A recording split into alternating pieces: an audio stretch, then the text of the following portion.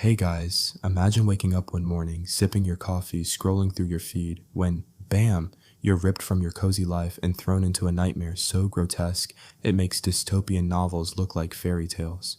Welcome to Ravensbrück, the Nazi camp where women weren't just prisoners but pawns in a sadistic game of survival, bureaucracy, and pure, unfiltered cruelty.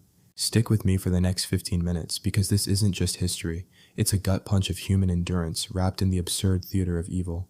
Before you get comfortable, please hit like and subscribe, but only if you truly enjoy what I do. Drop a comment telling me where you're tuning in from and what time it is for you.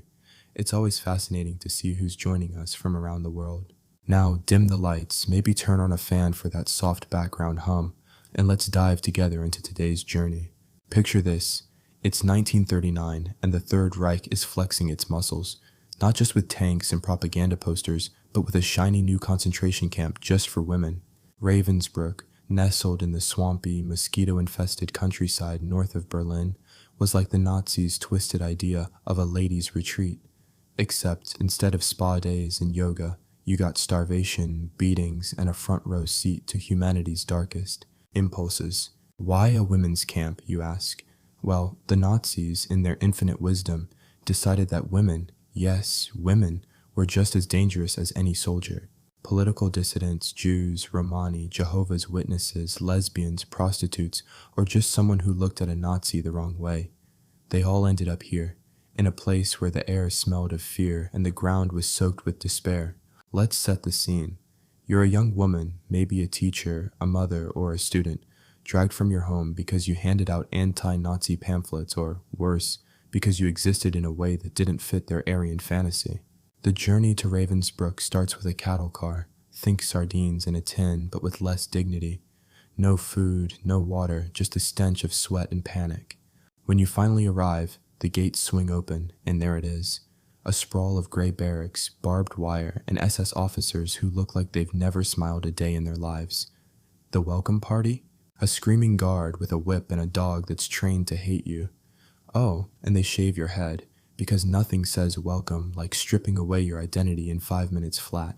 The camp's layout was a masterclass in efficiency, if your goal was misery. Rows of barracks, each one a wooden coffin for the living, packed with bunks so tight you'd think they were designed by a sadistic architect with a phobia of personal space. The latrines? A row of holes in the ground where privacy was a myth and dysentery was your new best friend. The Nazis loved their paperwork, so every prisoner got a number, a triangle patch to wear. Red for political prisoners, yellow for Jews, black for asocials, and a daily routine that made death seem like a vacation. Wake up was at 4 a.m., because apparently even the sun wasn't allowed to sleep in. Roll call was next, where you stood for hours in the freezing mud while guards counted you like livestock. Miscount? Start over. Someone collapses? Leave them there. The Nazis had a knack for turning monotony into torture. Breakfast was a slice of bread that tasted like sawdust and a cup of coffee that was basically dirty water with a grudge. Then it was off to work, because nothing screams efficiency like forcing starving women to build roads, sew uniforms, or in a particularly cruel twist, make Siemens electrical parts for the war machine. Siemens, by the way, was thrilled to have slave labor on speed dial. Corporate greed doesn't pause for genocide, apparently. Let's talk about the guards. The women who ran Ravensbrück weren't your average prison wardens. These were SS-trained harpies who seemed to compete for the title of most creative sadist. Take Johanna Langefeld, the first chief guard, who thought she was running a reform school for wayward girls. She'd lecture prisoners on proper behavior while her underlings beat them senseless. Then there was Dorothea Binz, a 20-something blonde who looked like she stepped out of a propaganda poster but acted like she was auditioning for Satan's right-hand woman. She'd whip prisoners for fun, kick them into ditches, and once bragged about beating a woman to death with a smile. Charming, right? The prisoners, though, they were the real story. These women were teachers, artists, housewives, spies, ordinary people thrown into an extraordinary hell. Take Olga Benario, a Brazilian communist who organized resistance movements until the Gestapo caught her. She arrived at Ravensbrück pregnant, gave birth in the camp, and still managed to keep her spirit unbroken until the Nazis sent her to the gas chambers. Or consider the Polish Countess Karolina Lankoronska, who used her aristocratic wit to smugly defy her captors while secretly documenting their crimes. These women weren't just surviving, they were resisting in ways that made the Nazis' heads spin. Resistance in Ravensbrück wasn't always about guns or bombs. It was in the small acts, stealing an extra potato, whispering encouragement to a bunkmate, or smuggling a pencil to write poetry on scraps of paper. Poetry! In a place where hope was contraband, these women wrote verses about freedom, love, and the smell of bread they hadn't tasted in years. They'd hide these scraps under floorboards, risking death if caught, because words were their rebellion. Imagine the audacity. In a camp designed to crush your soul, they were out here composing sonnets. The Nazis, of course, had other plans. Medical experiments were their idea of science. Doctors like Karl Gebhardt, who probably got his degree from a cereal box, used prisoners as guinea pigs for their twisted experiments. Want to know how to treat gangrene on the battlefield? Easy. Slice open a woman's leg, rub dirt and glass into the wound, and see what happens. Spoiler, it wasn't good. These experiments weren't about saving lives. They were about playing God with a scalpel and no anesthesia. The victims, mostly Polish women, were called rabbits because they were treated like lab animals. Some survived, limping through the camp with scars that told stories no one should have to tell. Food, or the lack of it, was another weapon. The daily ration was about 600 calories, enough to keep you alive, but not enough to keep you human. Soup was a watery mix of turnips and despair, with the occasional surprise ingredient, like a leaf or a bug. Prisoners would fight over a single potato peel, because in Ravensbrück, a peel was a 5-star meal. Starvation turned sisters into strangers, and yet some women shared their crumbs, risking their own survival to keep someone else breathing. That's the paradox of Ravensbrück. It was a place where humanity was both destroyed and reborn every single day. The camp's bureaucracy was its own kind of absurd. The Nazis loved their forms, their lists, their stamps. Every death, every beating, every experiment was meticulously recorded, because nothing says order like cataloging your atrocities. If you died, they'd note it down with the precision of a librarian. If you were sent to the gas chamber, they'd make sure your number was crossed off the list. Efficiency, right? It's like they thought they could file away their sins and call it a day. But let's not get too cozy with the horror yet, because it gets worse. The children.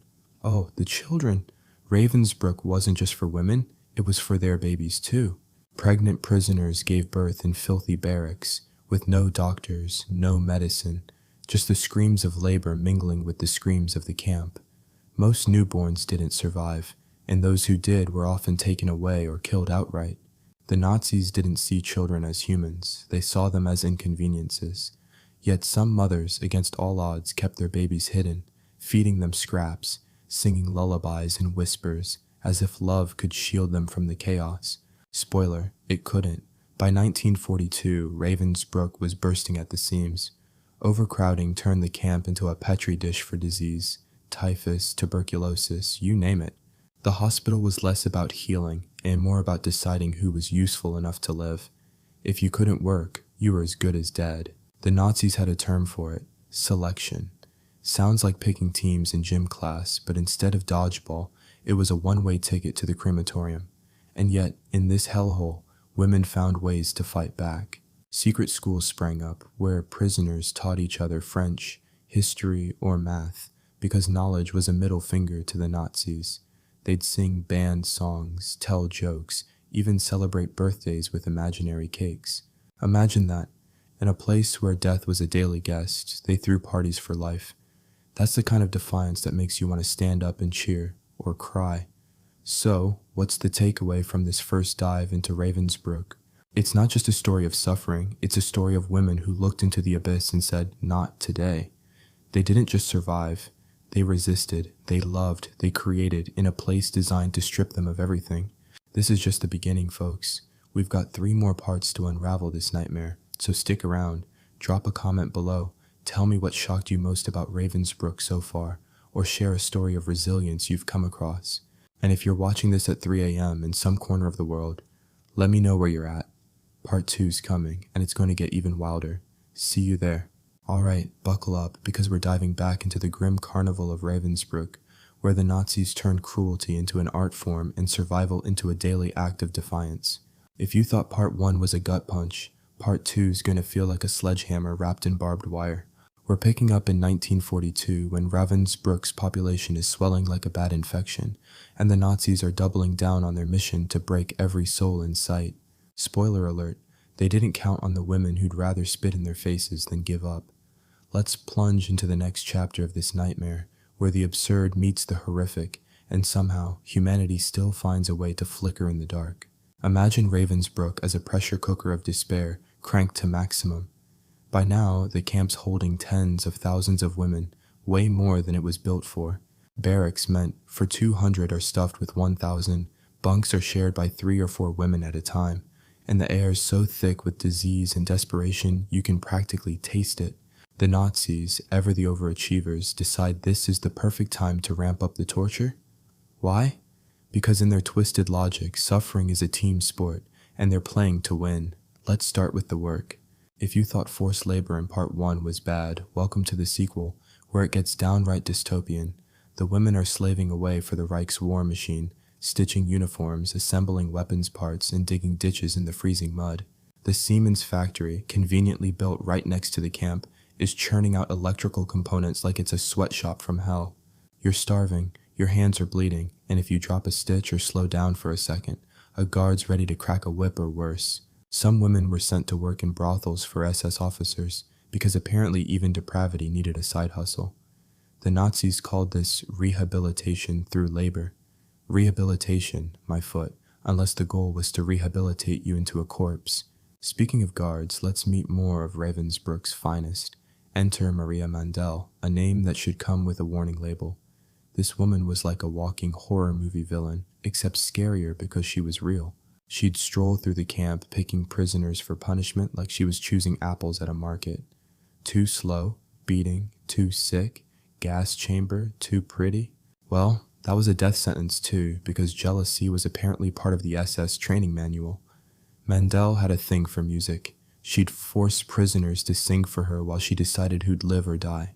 Imagine belting out a folk song while a sociopath critiques your pitch and your right to exist. Then there's Irma Grace, nicknamed the Hyena of Auschwitz, before she graced Ravensbrück with her presence. At 22, she was younger than most of her prisoners, but made up for it with a knack for cruelty that'd make a demon blush. She'd set her dogs on women for sport, laughing as they tore into flesh. The Nazis didn't just hire monsters, they bred them. But let's shift gears to the prisoners, because they're the heartbeat of this story. These women weren't just enduring, they were outsmarting the system in ways that'd make Houdini jealous. Take the underground networks. Groups of Polish, French, and Soviet women formed secret resistance cells, passing messages, smuggling food, even sabotaging the war effort. One group managed to ruin batches of Siemens parts. Nothing dramatic, just a few accidental flaws that made the equipment useless. Imagine the satisfaction of knowing your tiny act of rebellion might have stalled a Nazi tank. Risky? Sure. Worth it? Absolutely. Then there's the art of survival. Food was still a cruel joke. 600 calories a day if you were lucky, and most of it was inedible. Women got creative though. They'd barter anything, hairpins, a scrap of cloth, even a smile, for a crust of bread.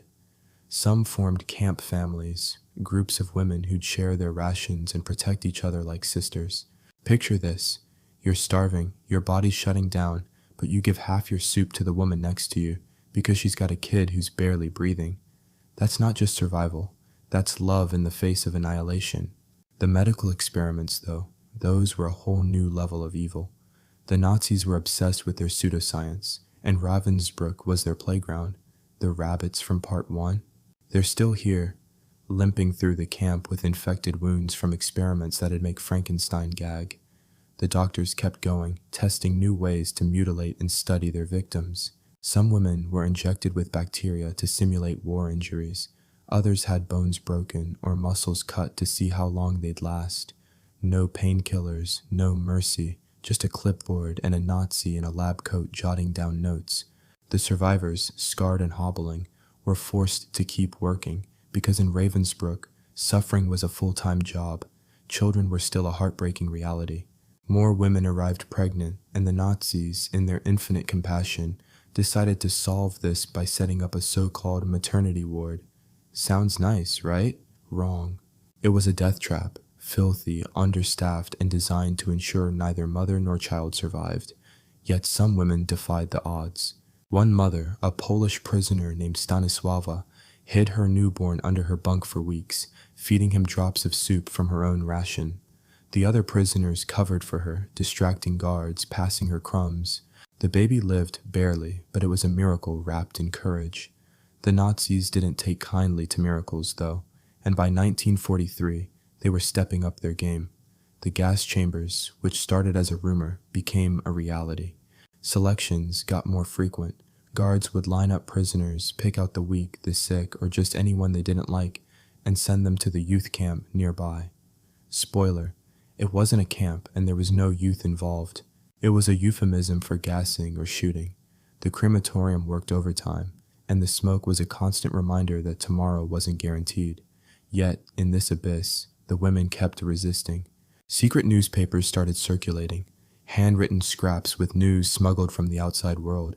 Prisoners with access to the camp's offices would steal bits of information, risking death to share it. These papers weren't just news, they were hope, proof that the world hadn't forgotten them. And the poetry. It kept going, with women scribbling verses on anything they could find. One poem, written by a Czech prisoner, described the smell of spring flowers she'd never see again. She hid it in a crack in the barracks wall, and it wasn't found until after the war. That's the kind of defiance that hits you in the soul. The Nazis' bureaucracy, meanwhile, was as absurd as ever. They'd hold inspections to make sure the camp looked orderly, because nothing says well run like polishing the barbed wire while people starved. Himmler himself visited once, strutting around like he was touring a factory, not a slaughterhouse. He even had the audacity to complain about the camp's hygiene. Oh, Heinrich, maybe the problem was the typhus you ignored, or the fact that you turned a lake into a mass grave. Just a thought. By 1943, the war was turning against the Nazis, and Ravensbrück became a dumping ground for prisoners from other camps. This meant new faces, new stories, but also new tensions. Different groups, political prisoners, Jews, Romani, sometimes clash, not because they wanted to, but because starvation and fear can turn even the kindest into survivors first. Yet somehow, solidarity often won out. French resistance fighters would share their Red Cross packages with Polish prisoners. Soviet women, hardened by their own battles, would teach others how to endure interrogations. It was messy, it was human, and it was beautiful in its own broken way. As the camp grew, so did the chaos. Guards got sloppier, more desperate. Some started stealing food meant for prisoners, because even they weren't immune to the war's shortages. Punishments got more random. One day, you're beaten for looking at a guard, the next for not looking at them. The rules changed faster than a TikTok trend, keeping everyone on edge. But that chaos also gave the women openings. Sabotage increased. More ruined parts, more delays in production. Some prisoners even managed to smuggle messages to the outside world, alerting the Allies to the camp's horrors. It was a long shot, but it was something. Let's pause here, because this is a lot to take in. Ravensbrück wasn't just a place. It was a test of what humans can endure, and what they can overcome. These women weren't superheroes, they were you and me, thrown into a meat grinder and somehow finding ways to keep going. Part 3's coming, and it's going to take us deeper into the final years, where hope and horror collide in ways you won't believe. Drop a comment. What's hitting you hardest about this story? Have you read about other camps or resistance movements? And where are you watching from? Let's keep this conversation going. See you in Part 3. Welcome back to the grim saga of Ravensbrück, where the Nazis' obsession with control meets the unbreakable will of women who refuse to be erased. We're in 1944 now, and the Third Reich is starting to crack like a cheap vase. But don't expect the horrors to lighten up. If anything, Ravensbrück is doubling down on its role as hell's summer camp for women, with new levels of chaos, cruelty, and, yes, courage that'll make your jaw drop. The war's turning, the Allies are closing in, and the Nazis are getting desperate, which is never a good combo when you're running a concentration camp. Grab a seat, because this third act is a roller coaster of despair, defiance, and the kind of absurd irony only history can deliver. Let's dive in. By 1944, Ravensbruck is a pressure cooker ready to explode. The camp's population is at its peak, over 70,000 women crammed into a space meant for a fraction of that. Barracks are so packed you can't lie down without someone's elbow in your ribs, and the air is a cocktail of sweat, disease, and the ever-present smoke from the crematorium. The Nazis, sensing the war slipping away, are in a frenzy to squeeze every last drop of labor and suffering from their prisoners. It's like they're trying to set a personal best for inhumanity before the Allies crash their party. Work is relentless. The women are still slaving for seamen, stitching uniforms and digging trenches, but now the quotas are higher and the punishments are nastier. Drop a tool? That's a beating. Look too tired? That's a one-way trip to the youth camp, code for the gas chamber. The Nazis are running out of time, so they're running the prisoners into the ground. Some women are sent to subcamps, satellite work sites where conditions are even worse, if that's possible. These places are like Ravensbruck's evil little cousins, with less food, more mud, and guards who've clearly given up on any pretense of humanity. Let's talk about the new arrivals. As other camps like Auschwitz start evacuating, Ravensbrück becomes a dumping ground for their prisoners. This means a flood of new faces: Jews, Romani, political prisoners, even children, each bringing their own stories of survival and loss. The camp's a melting pot of languages, cultures, and traumas, but there's no time for bonding when you're fighting over a scrap of bread or a corner of a bunk. The Nazis love this chaos. It keeps the prisoners divided, distracted, and easier to control, but they underestimated the women who'd turned that chaos into a weapon. Resistance is kicking into high gear. The underground networks from Part 2 are now a well-oiled machine. Well, as oiled as you can get with no food and constant fear. Polish prisoners, many of whom are former resistance fighters, are smuggling messages to the outside world, sometimes through sympathetic civilian workers. These messages are gold: details about the camp's operations, the medical experiments, the gas chambers. The women know the Allies are getting closer, and they're doing everything to make sure Ravensbrück's horrors don't stay hidden. Some even risk their lives to hide evidence, like lists of prisoners or experiment records, hoping it'll be used against the Nazis later. Spoiler, it will. The sabotage is getting bolder too.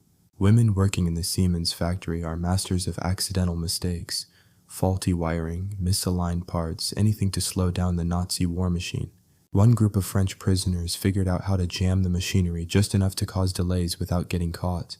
It's like they're playing a deadly game of cat and mouse, and every tiny victory feels like flipping off Hitler himself. But the cost is high. Get caught, and it's torture or death.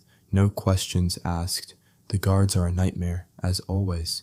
Maria Mandel's still strutting around, playing her twisted game of life and death, but now she's joined by a fresh crop of SS recruits who are younger, meaner, and desperate to prove themselves.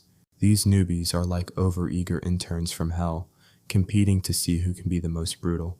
One guard, a teenager barely old enough to drive, would beat prisoners for looking suspicious. What does that even mean? Nobody knows, but it didn't matter. Suspicion was just an excuse for violence. And then there's the Blockova system, where the Nazis handpicked prisoners to oversee the barracks. Some Blokovas were as cruel as the SS, using their power to steal food or snitch for favors. Others, though, were secret allies, slipping extra rations to the sick or warning about upcoming selections. It's a messy mix of betrayal and solidarity, because in Ravensbrück, trust is a luxury you can't afford. The medical experiments are still going, and they're somehow getting worse.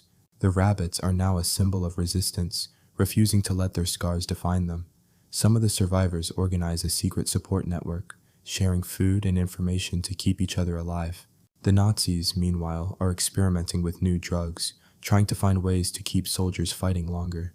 They test these on prisoners, of course, injecting them with mystery concoctions that cause agony or death. The doctors don't care about results, they just want data, and the women are their lab rats. One survivor, a young Polish woman named Wanda, described being strapped to a table while a doctor carved into her leg, humming a tune like he was at a picnic. That's the kind of casual evil we're dealing with. Children remain the camp's most heartbreaking reality. The so-called maternity ward is now a death sentence for most newborns. The Nazis have started drowning babies in buckets to save resources. Let that sink in. Yet, some mothers still fight to keep their children alive. One woman, a Soviet prisoner named Anna, managed to hide her toddler in the barracks for months, with other prisoners forming a human shield during inspections. They'd sing loudly to cover the child's cries, risking everything for a kid who wasn't theirs. That's not just courage, that's a middle finger to the entire Nazi machine. The gas chambers are in full swing now, and the selections are relentless. The Nazis are trying to clear out the camp, which means mass executions. They've built a makeshift gas chamber near the crematorium, and the smell of death is inescapable. Women are pulled from roll call, told they're going for a shower, and never seen again. The crematorium can't keep up, so bodies are burned in open pits, the smoke choking the air. The prisoners know what's happening, but they're powerless to stop it. Or are they?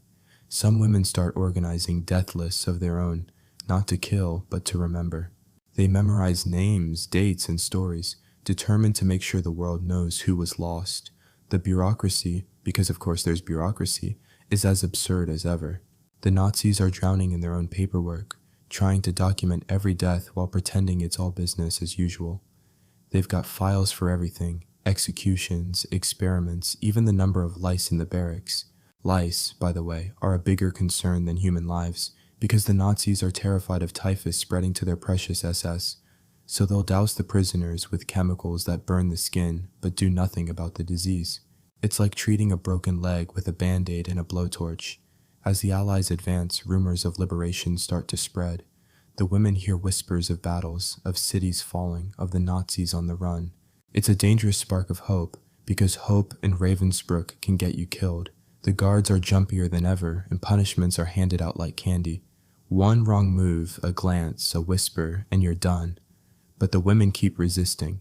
Secret schools are still running, teaching everything from poetry to politics. One group of Dutch prisoners even organizes a makeshift theater, performing plays in whispers after lights out. Imagine that. In a place where death is a roommate, they're staging dramas about love and freedom. The Red Cross starts showing up, but don't get your hopes up. Their visits are a farce, carefully staged by the Nazis to make the camp look like a summer retreat. They'll clean one barrack, give the prisoners extra bread, and parade them around like props. The Red Cross reps eat it up, writing glowing reports about humane conditions while the gas chambers hum in the background. It's the kind of irony that makes you want to scream. But the women use these visits to their advantage, slipping notes to the inspectors when they can, hoping someone will see the truth. By late 1944, the Nazis are starting to panic. They're burning documents, hiding evidence, and shipping prisoners to other camps to cover their tracks. Some women are sent on death marches, forced walks through the snow with no food or rest, just to keep them away from the advancing Allies. Others are left behind, too weak to move. The camp's falling apart, but the women? They're still fighting. They're hiding food, sharing blankets, and whispering plans for survival. They know the end is near, but in Ravensbrück, near feels like a lifetime. We're not done yet. Part 4 is coming, and it's the final chapter, the liberation, the aftermath, and the stories that refuse to be forgotten. Drop a comment. What's got you gripped about Ravensbrück? Have you come across other stories of wartime resistance? And where are you tuning in from? Let's keep this going. See you in the finale. Here we are, the final act of Ravensbrück's grim opera, where the curtain's about to fall on one of history's ugliest stages. It's early 1945, and the Third Reich is crumbling faster than a stale biscuit, but don't expect the Nazis to go quietly. Ravensbrück is now a chaotic mess of desperation, death, and the faintest glimmers of hope. The women here have been through hell, starvation, torture, gas chambers, but they're still fighting, still clinging to their humanity in ways that'll make you want to stand up and salute. This is the story of liberation, services, assistant, aftermath, and the scars that never fade, told with the same sardonic bite and raw emotion we've carried through. Let's close this out with a bang. The year is 1945, and the Allies are so close you can almost hear their tanks rumbling. Ravensbrück is a ticking time bomb. The Nazis know the game's up, but they're not about to let their prisoners waltz out with a smile. The camp's a nightmare on steroids now, with over 70,000 women packed in, disease running rampant, and the crematorium working 24/7. The air's thick with ash, the ground's a swamp of mud and misery, and the guards are twitchier than ever. They're burning documents, hiding bodies, and trying to erase their crimes like kids scrubbing crayon off a wall. Spoiler, it's not working. The women, though, they're the real story. They've been through years of beatings, experiments, and starvation, but they're not done. Resistance is still alive, even as the camp falls apart. The underground networks are working overtime, smuggling out final messages to the Allies. Lists of names, details of atrocities, anything to make sure the world knows what happened here. Some women are hiding evidence under floorboards or in the seams of their ragged clothes, knowing it could be their ticket to justice if they survive. One Polish prisoner, a former journalist named Zofia, memorized the names of every woman in her barrack who didn't make it, repeating them like a mantra so their stories wouldn't die. That's not just survival, that's defiance carved into memory. The Nazis, meanwhile, are in full panic mode. They're stepping up the selections, sending thousands to the gas chambers to clear space. The gas chamber near the crematorium is running at full capacity, and the sickening smell of death is everywhere. Women are yanked from roll call, told they're getting a shower, and marched off to oblivion. The Nazis even start shooting prisoners outright, too rushed to bother with the charade. Bodies pile up faster than they can burn them, and the lake nearby turns into a mass grave. It's chaos, but it's calculated chaos. The Nazis want no witnesses left when the Allies arrive. And then there are the death marches. With the Red Army closing in from the east, the Nazis decide to evacuate Ravensbruck, but not in a save the prisoners kind of way. They force thousands of women, starving, sick, barely able to walk, onto grueling marches through the snow. No food, no water, just endless trudging under the threat of a bullet if you fall behind. Some women collapse in ditches, others are shot for slowing down. The Nazis call it evacuation, but it's extermination by another name. One survivor, a French resistance fighter named Genevieve, described walking for days with no shoes, her feet bleeding into the snow, while singing rebel songs to keep her group going. That's the kind of spirit that breaks your heart and builds it back up. But here's where it gets surreal. The Red Cross shows up again. In April 1945, they strike a deal with the Nazis to rescue some prisoners, mostly Scandinavian women, in what's called the White Buses operation. Sounds heroic, right? Except it's a propaganda stunt. The Nazis hand over a few thousand presentable prisoners, clean them up, and parade them for the cameras, while the rest are left to rot or die. The women who board the buses are skeletal, haunted but alive, driven out of Ravensbrück to Sweden, where they're finally free. For those left behind, though, it's a cruel tease. They watch their friends leave, knowing they might never get the same chance. Liberation finally comes in late April 1945, when the Red Army rolls in. The Nazis scatter like roaches, some fleeing, others trying to blend in as civilians. The Soviets find a camp that's half empty, with about 3,000 women too sick or weak to have been marched away. The scene is apocalyptic, piles of bodies, starving survivors, and barracks that look like they've been through a war of their own. The soldiers are shocked, but the women?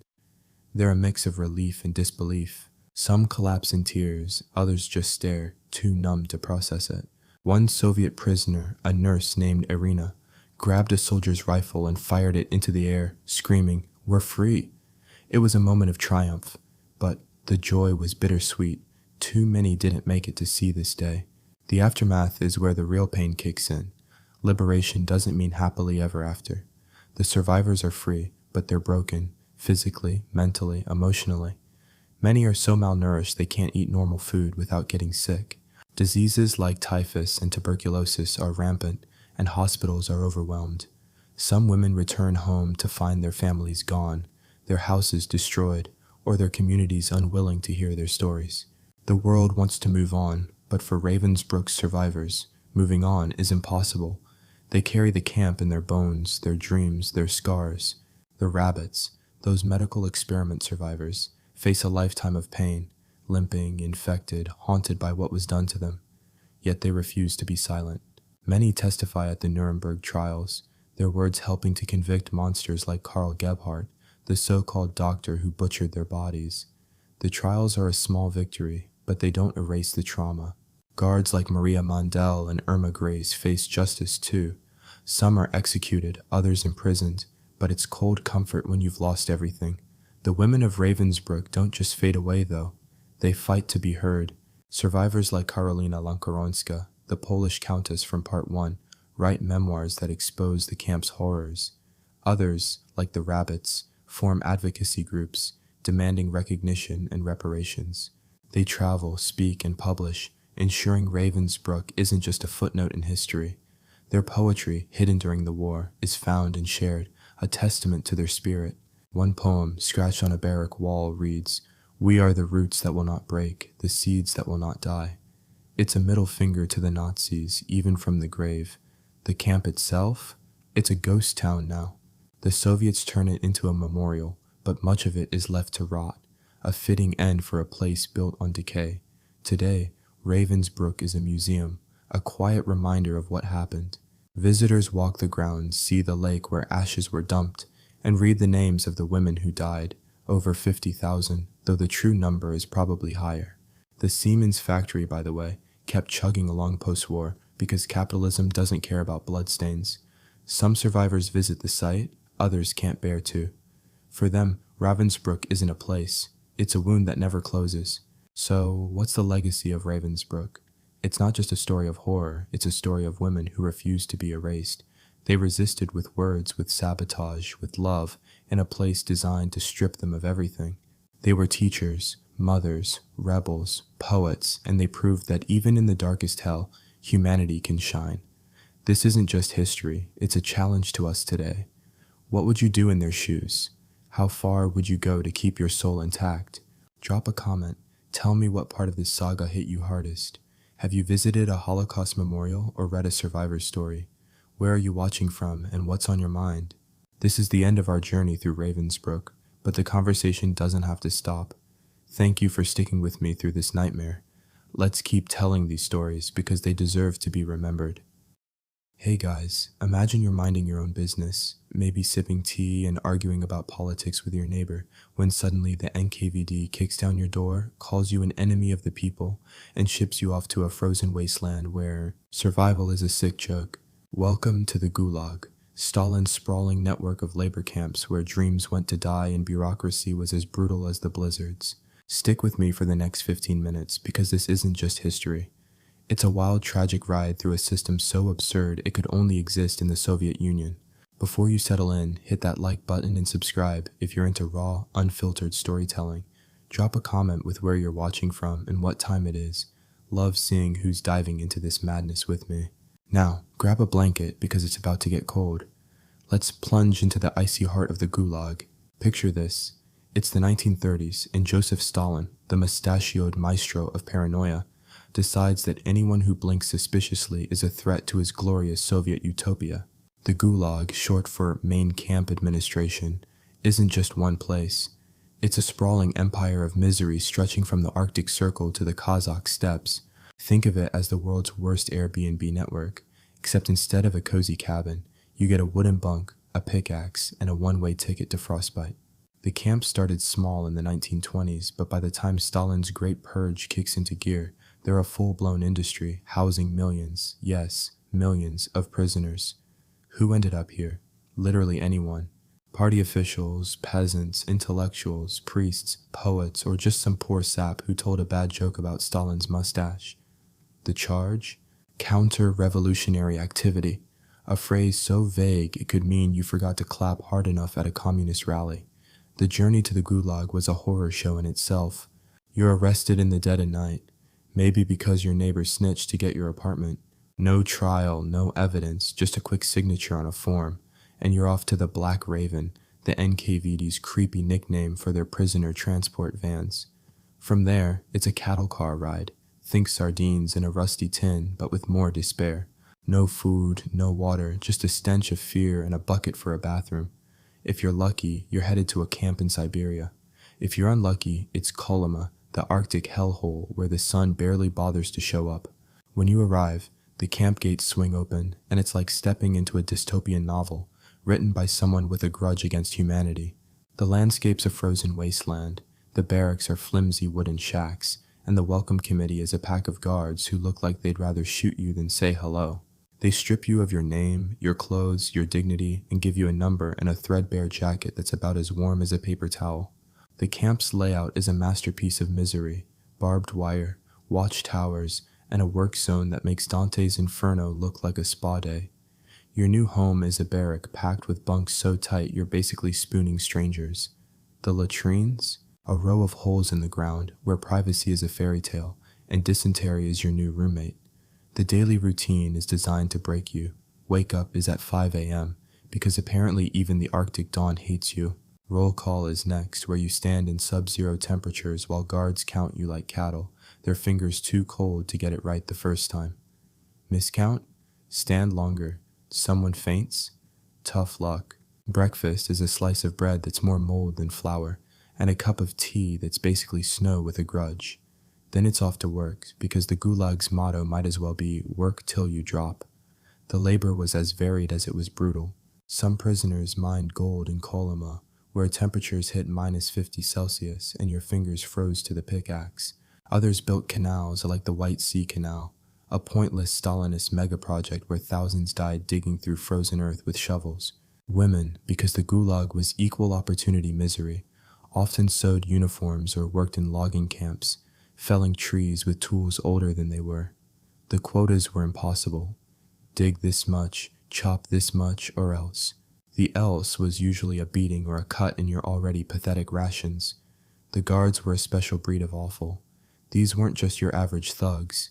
They were NKVD-trained sadists who saw prisoners as subhuman. Some, like Ivan the Terrible, not the Tsar, just a guard with a flair for cruelty, would beat prisoners for sport, laughing as they crumpled. Others played mind games, promising extra food for snitching, turning friends into enemies. The camp bosses, meanwhile, lived like petty kings, stealing supplies meant for prisoners and throwing parties while people starved outside their windows. It's like they were auditioning for the role of cartoon villain, but with real blood on their hands. The prisoners, though, they're the soul of this story. These were ordinary people, teachers, farmers, artists, thrown into a meat grinder. Take Varlam Shalamov, a writer who landed in Kolyma for anti-Soviet agitation. He survived years of starvation and frostbite, scribbling stories on scraps of paper that later became some of the most haunting accounts of the Gulag. Or consider Anna, a peasant woman arrested for stealing a handful of grain to feed her kids. She endured by forming a family with other women, sharing crumbs and stories to keep their spirits alive. These people weren't just surviving. They were defying a system built to crush them. Resistance in the Gulag wasn't about grand rebellions. Those got you shot. It was in the small acts. Stealing a potato from the kitchen was a victory. Whispering a prayer in a camp where religion was banned was a rebellion. Some prisoners memorized poetry or taught each other math in the dark, because knowledge was a weapon the guards couldn't take. One group of women in a Siberian camp even stitched secret messages into clothing they made, hoping someone outside would find them. Spoiler, most didn't, but the act itself was a spark of hope in a place where hope was contraband. Starvation was the Gulag's favorite torture. The daily ration was about 1,200 calories if you met your work quota. Miss it and you got half, maybe less. Soup was a watery mix of cabbage and despair, with the occasional fish bone for flavor. Bread was the currency of survival. People fought, traded, even killed for it. Yet some prisoners shared their scraps, because in the Gulag, kindness was the ultimate act of defiance. One story tells of a woman who gave her last crust to a dying stranger, whispering, "You'll need it more."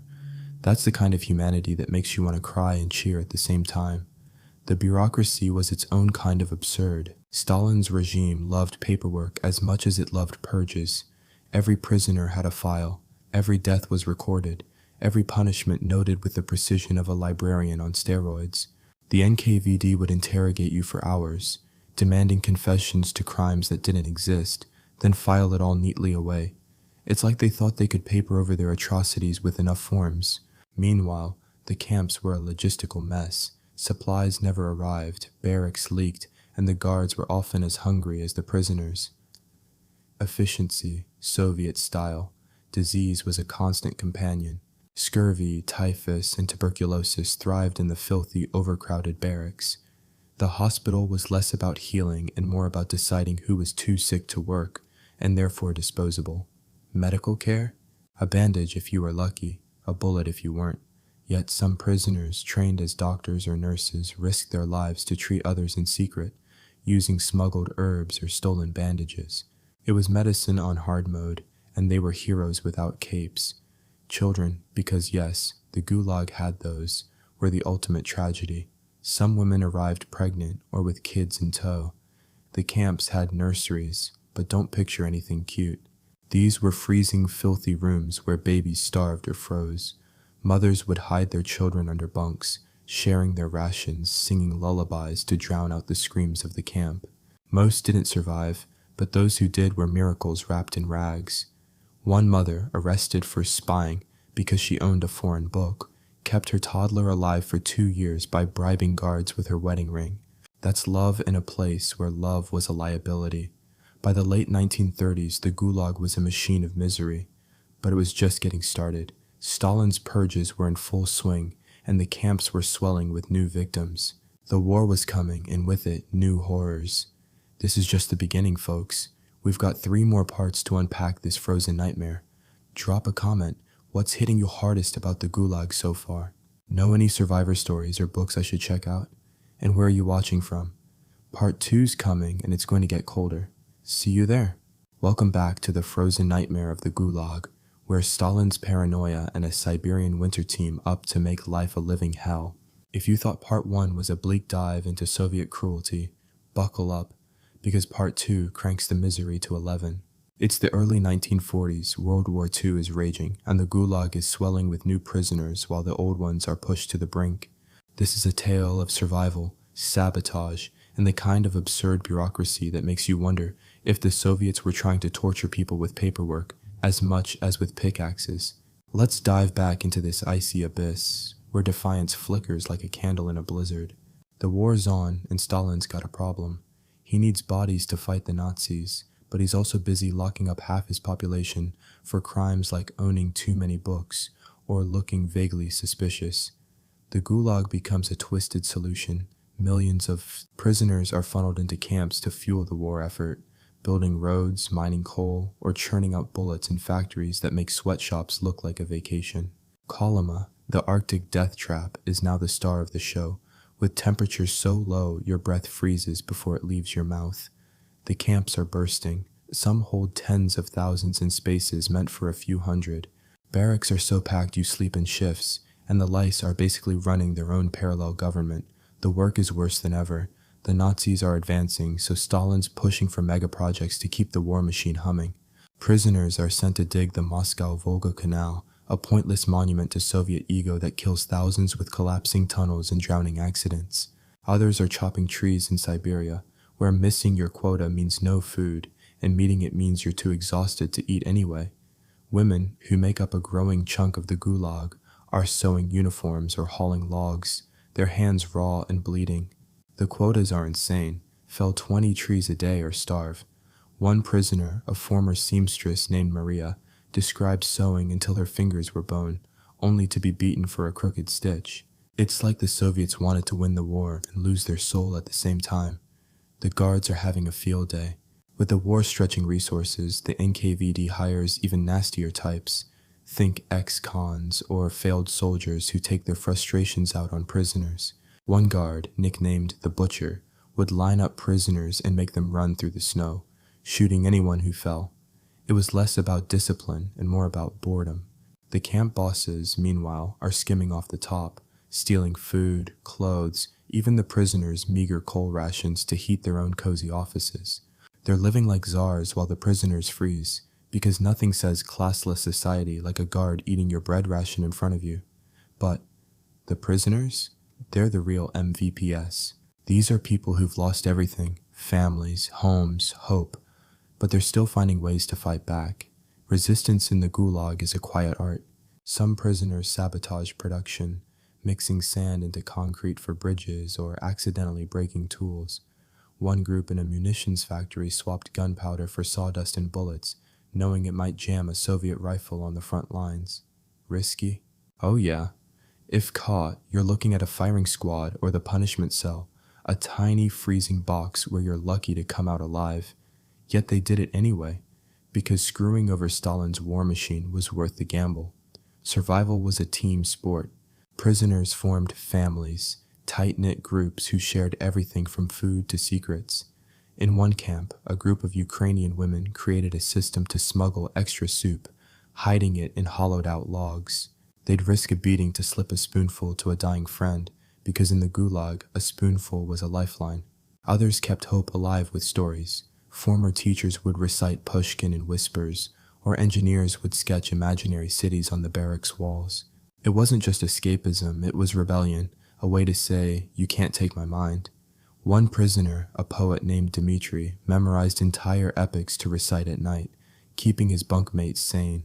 His poems were later smuggled out and published, a literary middle finger to the NKVD. Starvation is still the Gulag's favorite weapon. The war means even less food. Rations drop to 800 calories a day, sometimes just a crust of bread and a bowl of gruel that's more water than grain. People are eating grass, bark, even boiled leather belts to survive. The black market thrives, though. Prisoners trade socks, hairpins, or promises for a scrap of fat. Some guards play along, selling stolen potatoes for a bribe. It's a sick economy where a spoonful of sugar is worth more than gold. Yet, amidst this, you get stories of insane generosity. A woman named Olga gave her entire day's bread to a stranger who just arrived, saying, "You'll need it to face tomorrow." That's the Gulag paradox.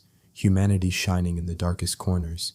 Disease is a death sentence. Typhus and scurvy are everywhere, and the hospitals are just barracks with extra rats. Medical care is a myth. Doctors, if they exist, are prisoners themselves, working with no medicine and rusty tools. One prisoner, a former nurse named Vera, stole bandages from the guards' supply to treat frostbite, saving dozens of toes and fingers. She was caught once and beaten within an inch of her life, but she kept going. Heroes don't always wear capes. Sometimes they just have a stolen rag and a stubborn heart. Children in the Gulag are a gut punch. More women arrive pregnant, and the nurseries are death traps, freezing, filthy, with no milk or warmth. Babies die at a heartbreaking rate, but some mothers pull off miracles. One woman, arrested for sabotage because her cow died, kept her newborn alive by wrapping him in her own clothes and bribing guards with her wedding band. Other prisoners helped, distracting guards during inspections or passing her crumbs. It was a collective act of love, because in the Gulag, saving a child was like saving the future. The bureaucracy is as absurd as ever. The NKVD loves its forms. Every prisoner, every death, every punishment is documented with obsessive detail. They'll interrogate you for days to confess you're a Trotskyist spy, then file it in triplicate.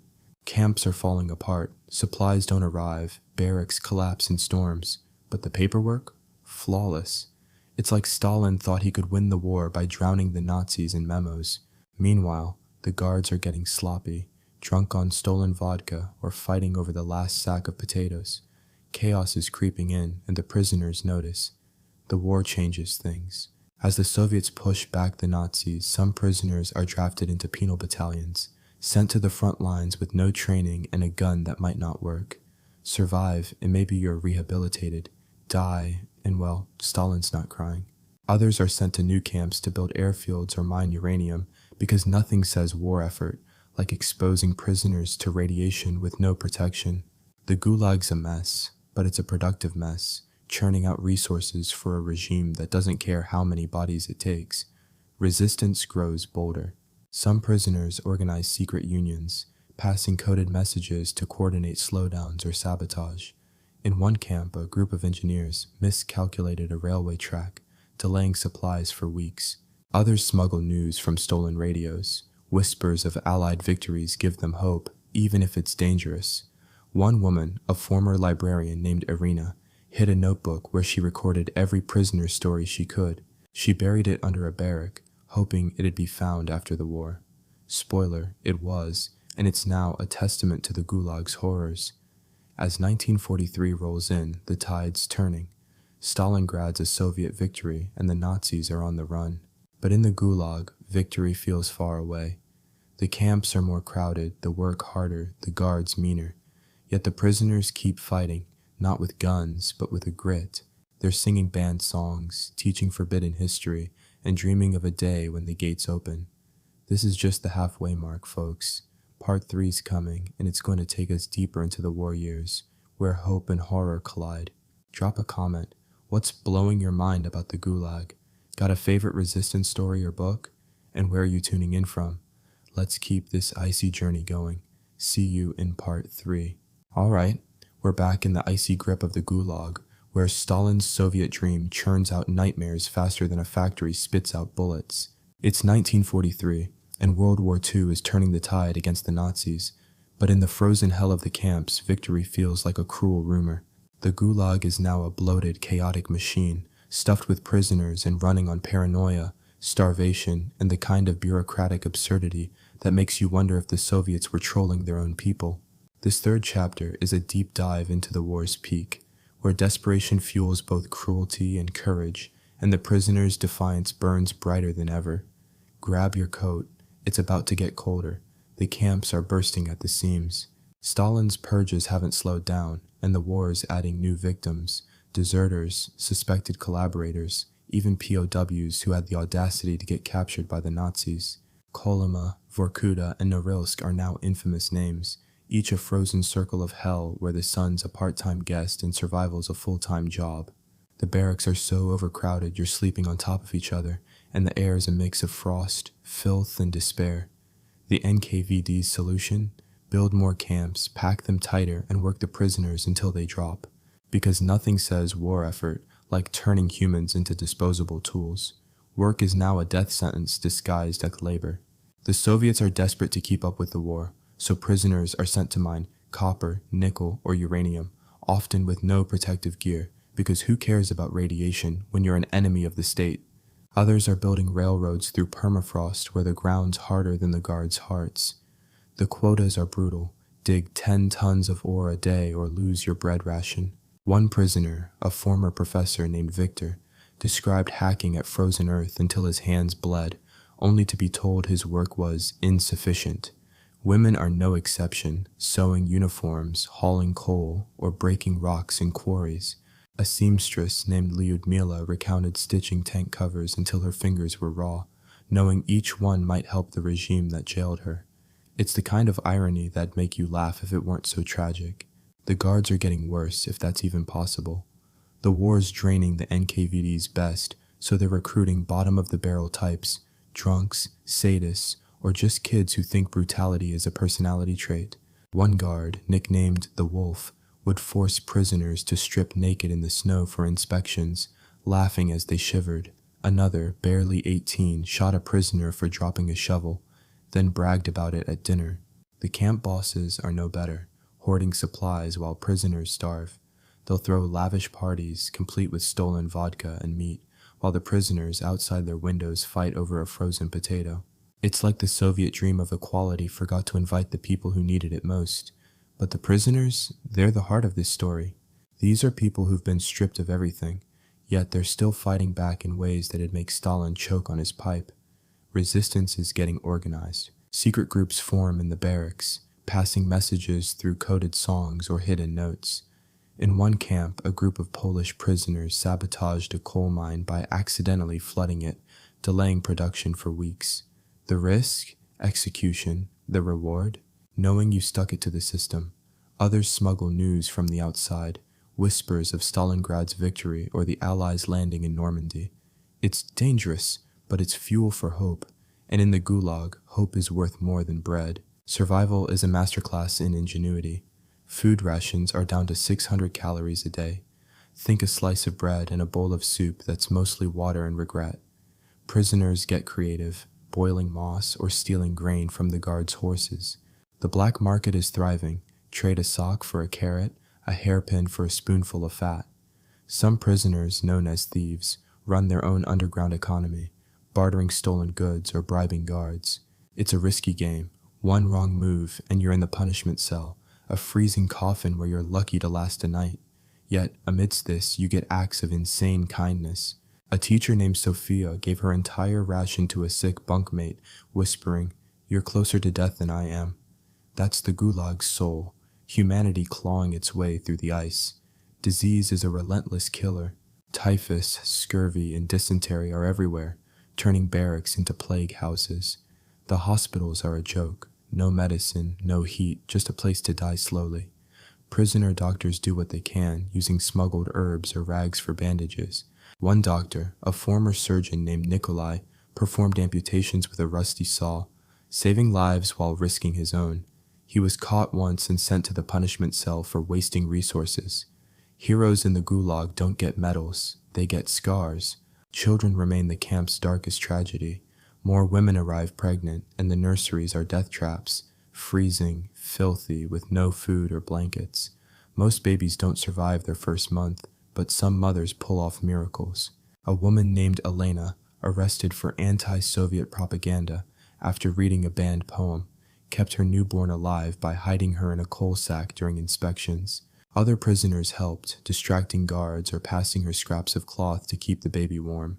It was a collective rebellion because saving a child in the Gulag was like saving a piece of the world. The bureaucracy is still a sick joke. The NKVD's obsession with paperwork reaches new heights.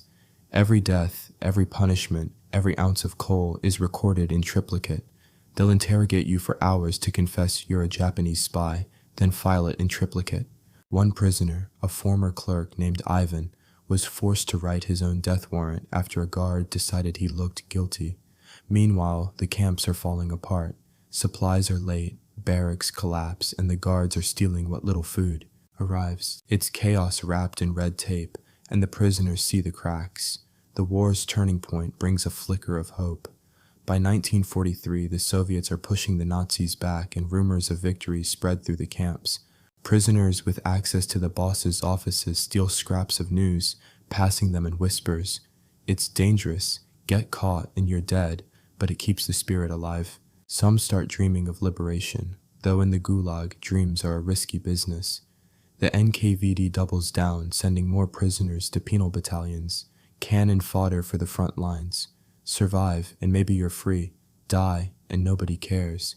Others are shipped to new camps to mine uranium or build secret bases, exposed to poison with no protection. The Gulag's a machine, and it's running on blood. Resistance grows bolder. In one camp, a group of Latvian prisoners organized a work slowdown, pretending to be too weak to meet quotas. It worked for weeks until a snitch sold them out. Half were shot, but the rest kept going. Others smuggle messages to the outside, hiding them in laundry or bribing civilian workers. A woman named Nadezhda, a former pianist, wrote coded letters to her family, detailing the camp's horrors. They reached the West after the war, a testament to her courage. Some prisoners even staged secret performances, plays, songs, poetry, whispered in the dark to remind each other they're human. One group in Vorkuta performed a banned Ukrainian folk song, knowing it could cost their lives. It's defiance that cuts deeper than any knife. As 1944 looms, the Gulag's at its breaking point. The camps are overcrowded, the guards are desperate, and the prisoners are holding on by a thread. But that thread is made of steel, stories, songs, and stubborn hope. Part 4's coming, and it's the final act. Liberation, aftermath, and the legacy of a system that tried to break the human spirit and failed. Drop a comment. What's hitting you hardest about the Gulag? Got a survivor story or book to share? Where are you watching from? Let's keep this journey going. See you in the finale. Here we are, the final descent into the Gulag's frozen abyss, where Stalin's machine of misery grinds to its bitter end. It's 1944, and the Soviet Union is clawing its way to victory over the Nazis. But in the camps, the only victory is surviving another day. The Gulag is a chaotic wreck, overcrowded, underfed, and teetering on collapse, yet still churning out suffering with the efficiency of a dictator's fever dream. This is the story of the war's end, the slow unraveling of the camps, and the survivors who carried their scars into a world that didn't want to hear their stories. Expect defiance, heartbreak, and the kind of absurd irony that makes you wonder if history is just one big cosmic prank. Let's close this out. The camps are in freefall. By 1944, the Gulag's population is at its peak, millions packed into barracks that were crumbling years ago. Kolyma's gold mines, Vorkuta's coal pits, and Norilsk's nickel plants are still running, but barely. Supplies are a myth, stolen by guards or lost in the war's chaos. The barracks are so packed you're sleeping on the floor if you're lucky enough to find a spot. The air is a stew of disease, frostbite, and the faint smoke of bodies burned in makeshift crematoriums. The NKVD's still arresting people, spies, deserters, or just anyone who looks at a poster of Stalin funny. But the system's cracking. Guards are deserting, bosses are panicking, and the prisoners? They're holding on with a mix of grit and sheer spite. Work is now a grim lottery. The war is winding down, but Stalin's still squeezing every ounce of labor from the camps. Prisoners are mining uranium for the Soviet atomic bomb, bare-handed because protective gear is for capitalists. Others are building secret airfields or repairing bombed-out railroads, often under gunfire from retreating Nazis. The quotas are impossible. Move 12 tons of rock a day or starve. One prisoner, a former engineer named Alexei, described hauling frozen gravel until his spine felt like it'd snap, only to be told he'd failed the motherland. Women are still sewing, logging, or digging, their bodies breaking under the weight. A nurse named Tamara recounted stitching uniforms with no thread, using her own hair to meet her quota. It's the kind of absurdity that'd be funny if it weren't fatal. The guards are a mess. With the war eating up manpower, the NKVD's scraping the barrel.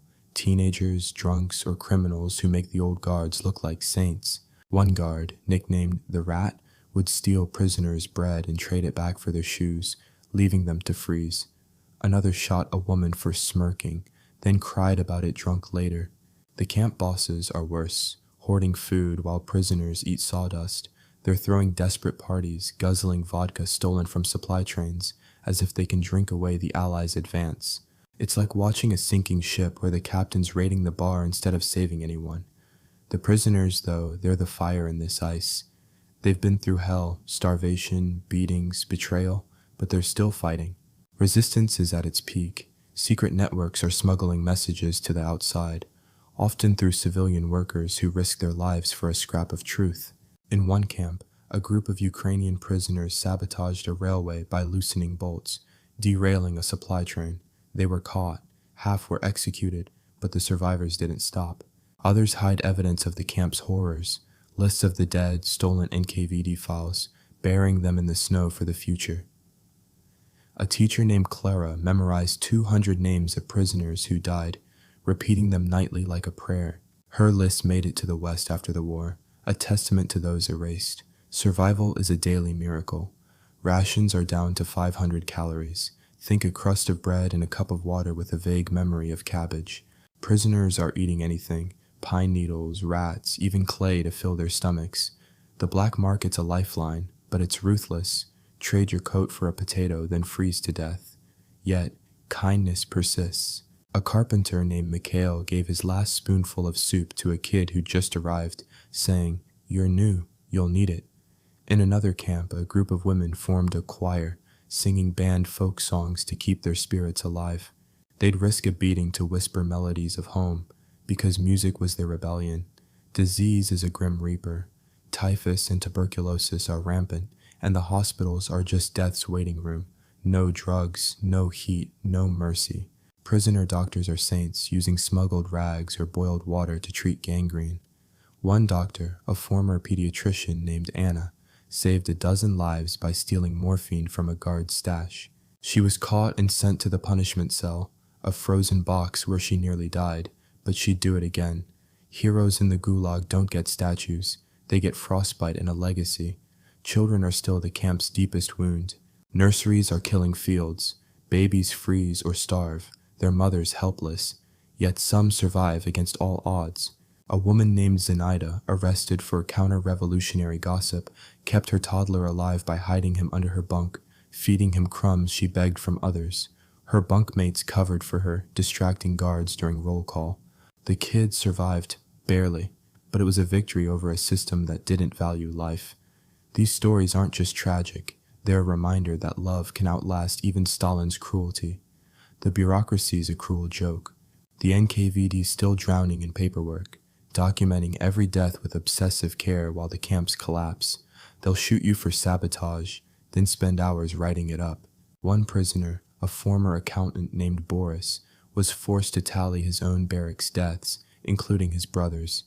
The camps are a logistical disaster. Food doesn't arrive, tools break, barracks leak, but the files? Pristine. It's like the Soviets thought they could defeat the Allies with a well-organized archive of atrocities. Liberation starts creeping in by 1945. The Soviets are winning, and the camps are too chaotic to maintain. Some prisoners are released to fight in penal battalions, sent to the front with a rusty rifle and a promise of freedom if they survive. Most don't. Others are left behind as the NKVD evacuates, abandoning the sick and weak.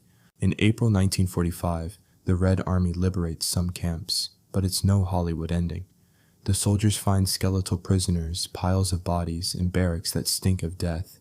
One survivor, a poet named Lev, described a soldier crying as he handed him bread, the first kindness he'd seen in years.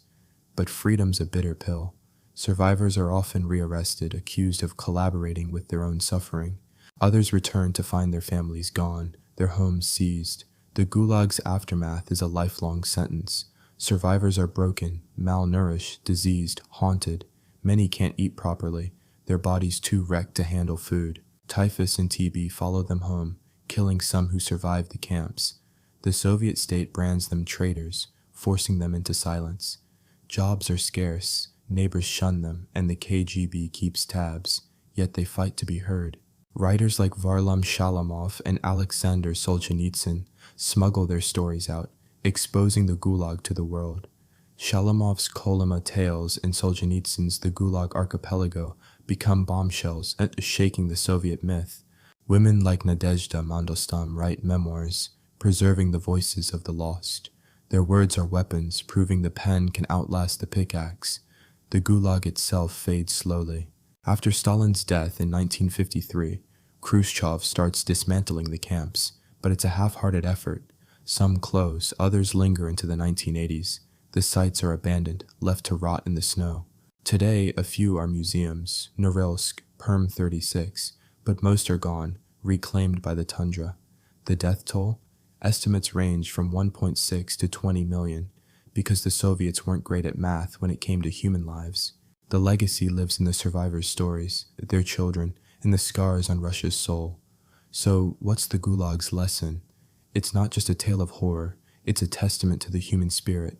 These prisoners, poets, peasants, parents, faced a machine built to crush them and said, "Not today."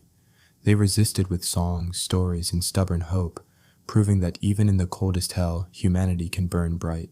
This isn't just history, it's a mirror. What would you do in their shoes? How do you fight when the world's against you? Drop a comment.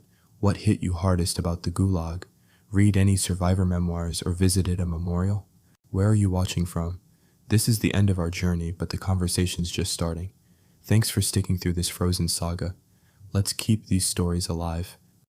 The summer sun leaned over the stockade like a bored executioner, bleaching faces and hopes with equal enthusiasm. And that's the polite version. 10 seconds, maybe 15.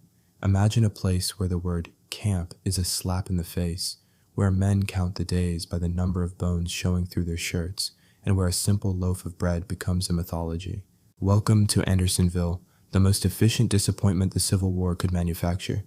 If you think you've seen misery, buckle up. This is misery with a Confederate supply line and a perverse sense of design. They called it Camp Sumter on paper, very official, very tidy, but most people called it Andersonville because places that hurt need nicknames that remind you who's responsible. If you closed your eyes and listened, you wouldn't hear marching bands.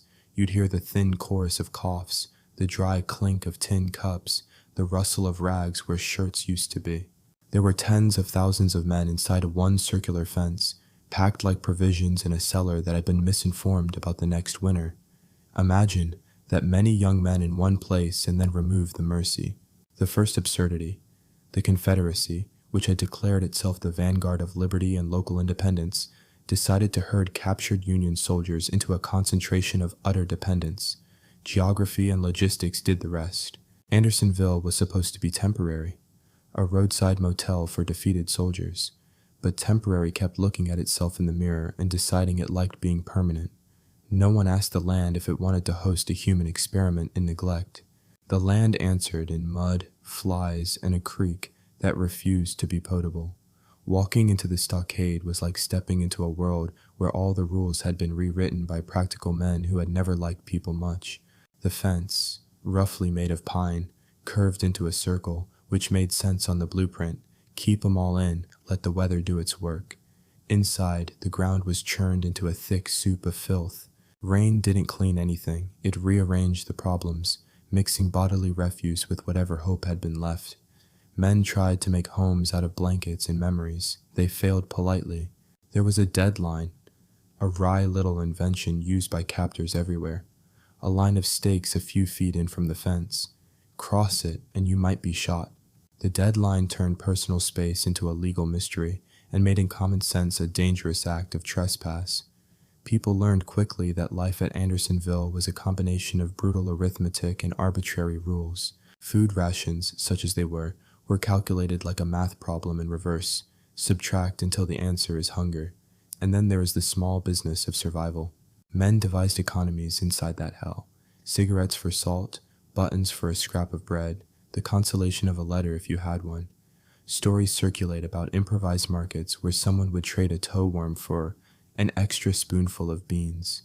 There were doctors in name and in intention. Young surgeons trying to perform miracles with instruments that looked like relics from a prior century. They worked in the kind of heat that made the mind a treacherous companion and turned simple wounds into bureaucratic sentences written in pus. You will meet characters in this story, not because history likes dramatics, but because people persisted even in places designed to strip them of identity. There was the man who read poetry aloud, voice scraping and passionate, while men around him clung to lines as if verses were life jackets. There were those who tried to build a theater of mockery and irony, performing skits to laugh at the absurdity of their own tragedies. There were the cynics, practiced in bitter humor. Andersonville wasn't so bad, they'd say, if you like surprises in the form of disease. Humor there was, thin and sharp, as vital as any bandage.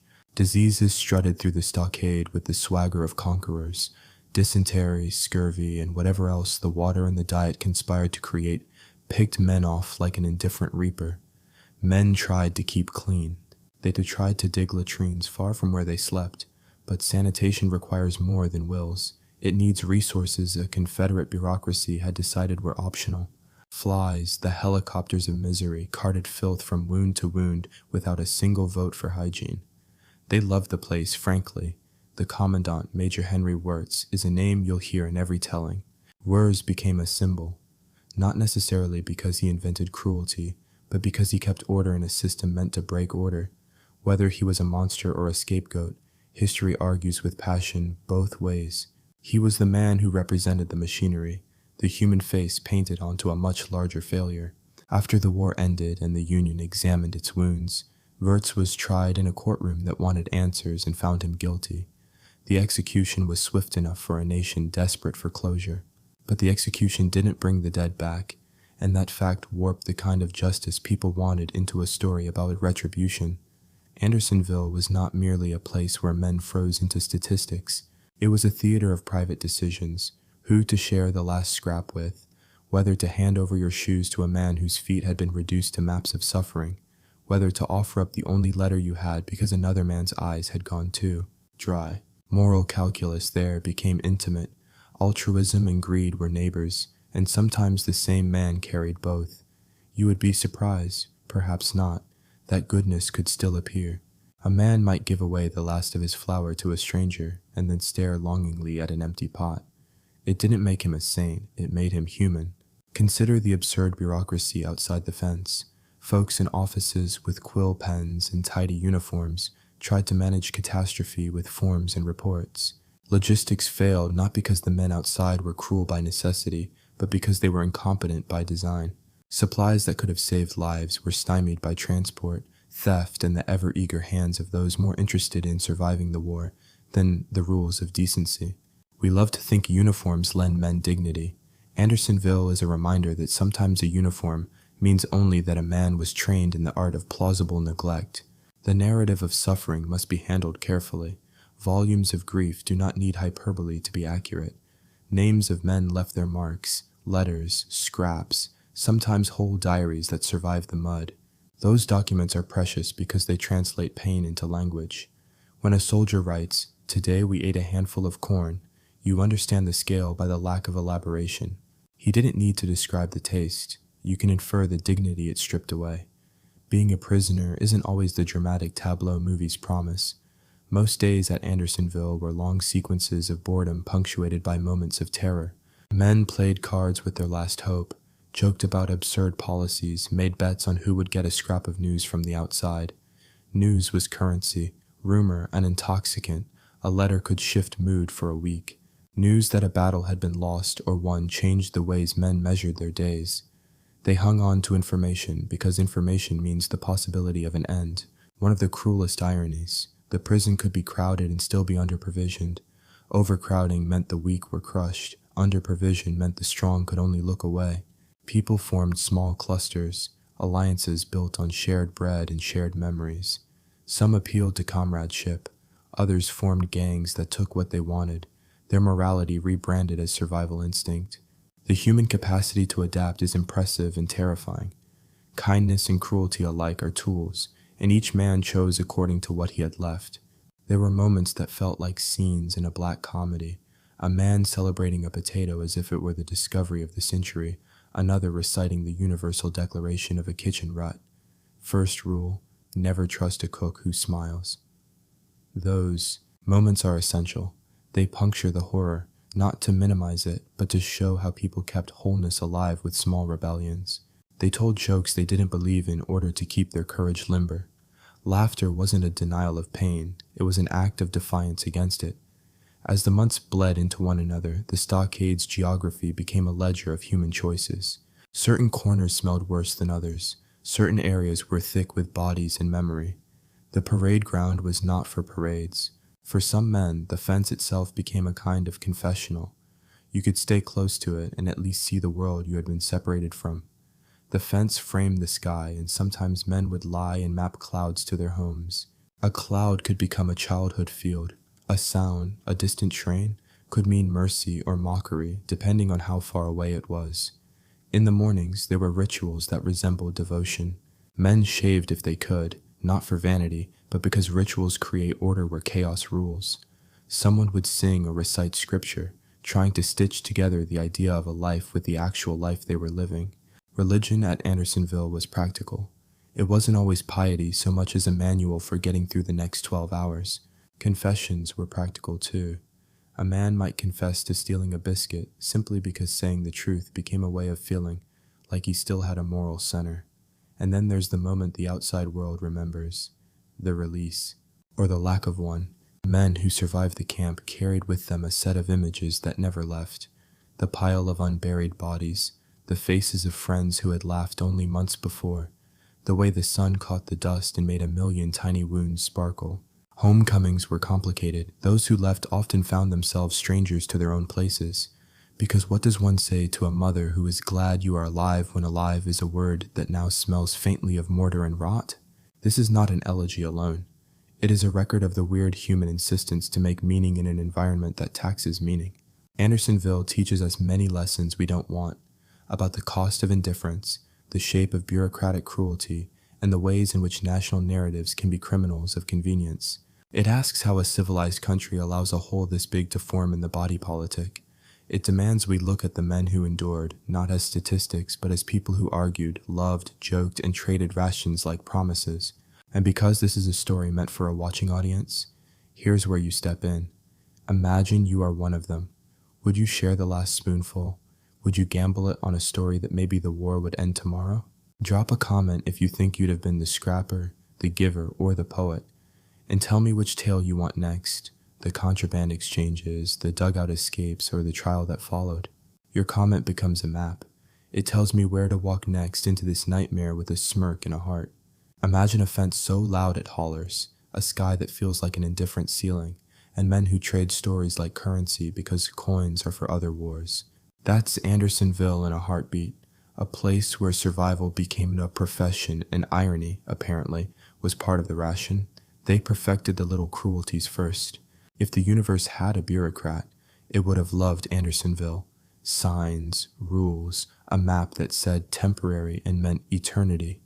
Inside the stockade, the world narrowed to the size of a blanket, a tin cup, and whatever pride a man could scrape from his bones. Yet inside that shrink-wrapped life, humanity demonstrated an embarrassing abundance of adaptation. It invented comforts that were mostly illusions and economies that required inventors' licenses and ethical elasticity. Let's talk about markets, because hunger is an economic theory that becomes very practical when you're 20 miles from a grocery store and several realities from decency. People created price lists in their heads. Buttons were small coins. A button for a little salt, 2 buttons for half a biscuit, 1 shell from a riverbed could sometimes be worth a cigarette. If you ever wondered whether value is intrinsic or assigned, Andersonville would answer you in barter. A man with a tooth left was a walking bank. The trade for a pulled tooth might include a pact, a promise, a memory. Men made notes, mental IOUs, and those notes sometimes held more moral weight than the official currency that existed beyond the fence. Then there were specialists, the dentist with 4 tools and the patience of a saint cursed by fate, the surgeon who could perform amputations with an efficiency that bordered on artistry and a lack of anesthesia that made art a rude thing, the scribe, often a fellow prisoner who could write in a shaky hand, was precious. Letters were the only bridges to a life that still had rooms and mothers and the smell of proper soap. Men would weep over sentences that in peacetime would be pedestrian. I received your letter, and yet those sentences would re-anchor a human at the edge of collapse.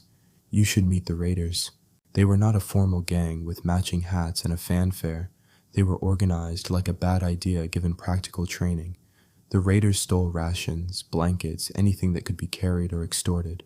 Fear of the raiders shaped some men's lives more than disease for long periods. The camp had rules against thievery. Rules, as we've discussed, tend to be moral lightweights in a place like this. So when the raiders took a man's bread, they also took a little of his humanity, because humiliation is an efficient form of cruelty. But, and this matters, they also took a little of the stockade's narrative. Stories of the raiders became camp currency too. Who was brave enough to stand up? Who lost everything? Who traded loyalty for a crust?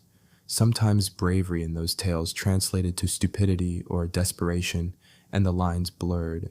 Andersonville had its own odd senses of justice. The authorities inside arranged courts, informal, biased, or at least they strutted as if law had followed the men into captivity. Trials, when they occurred, were theatrical. Men accused of stealing were paraded.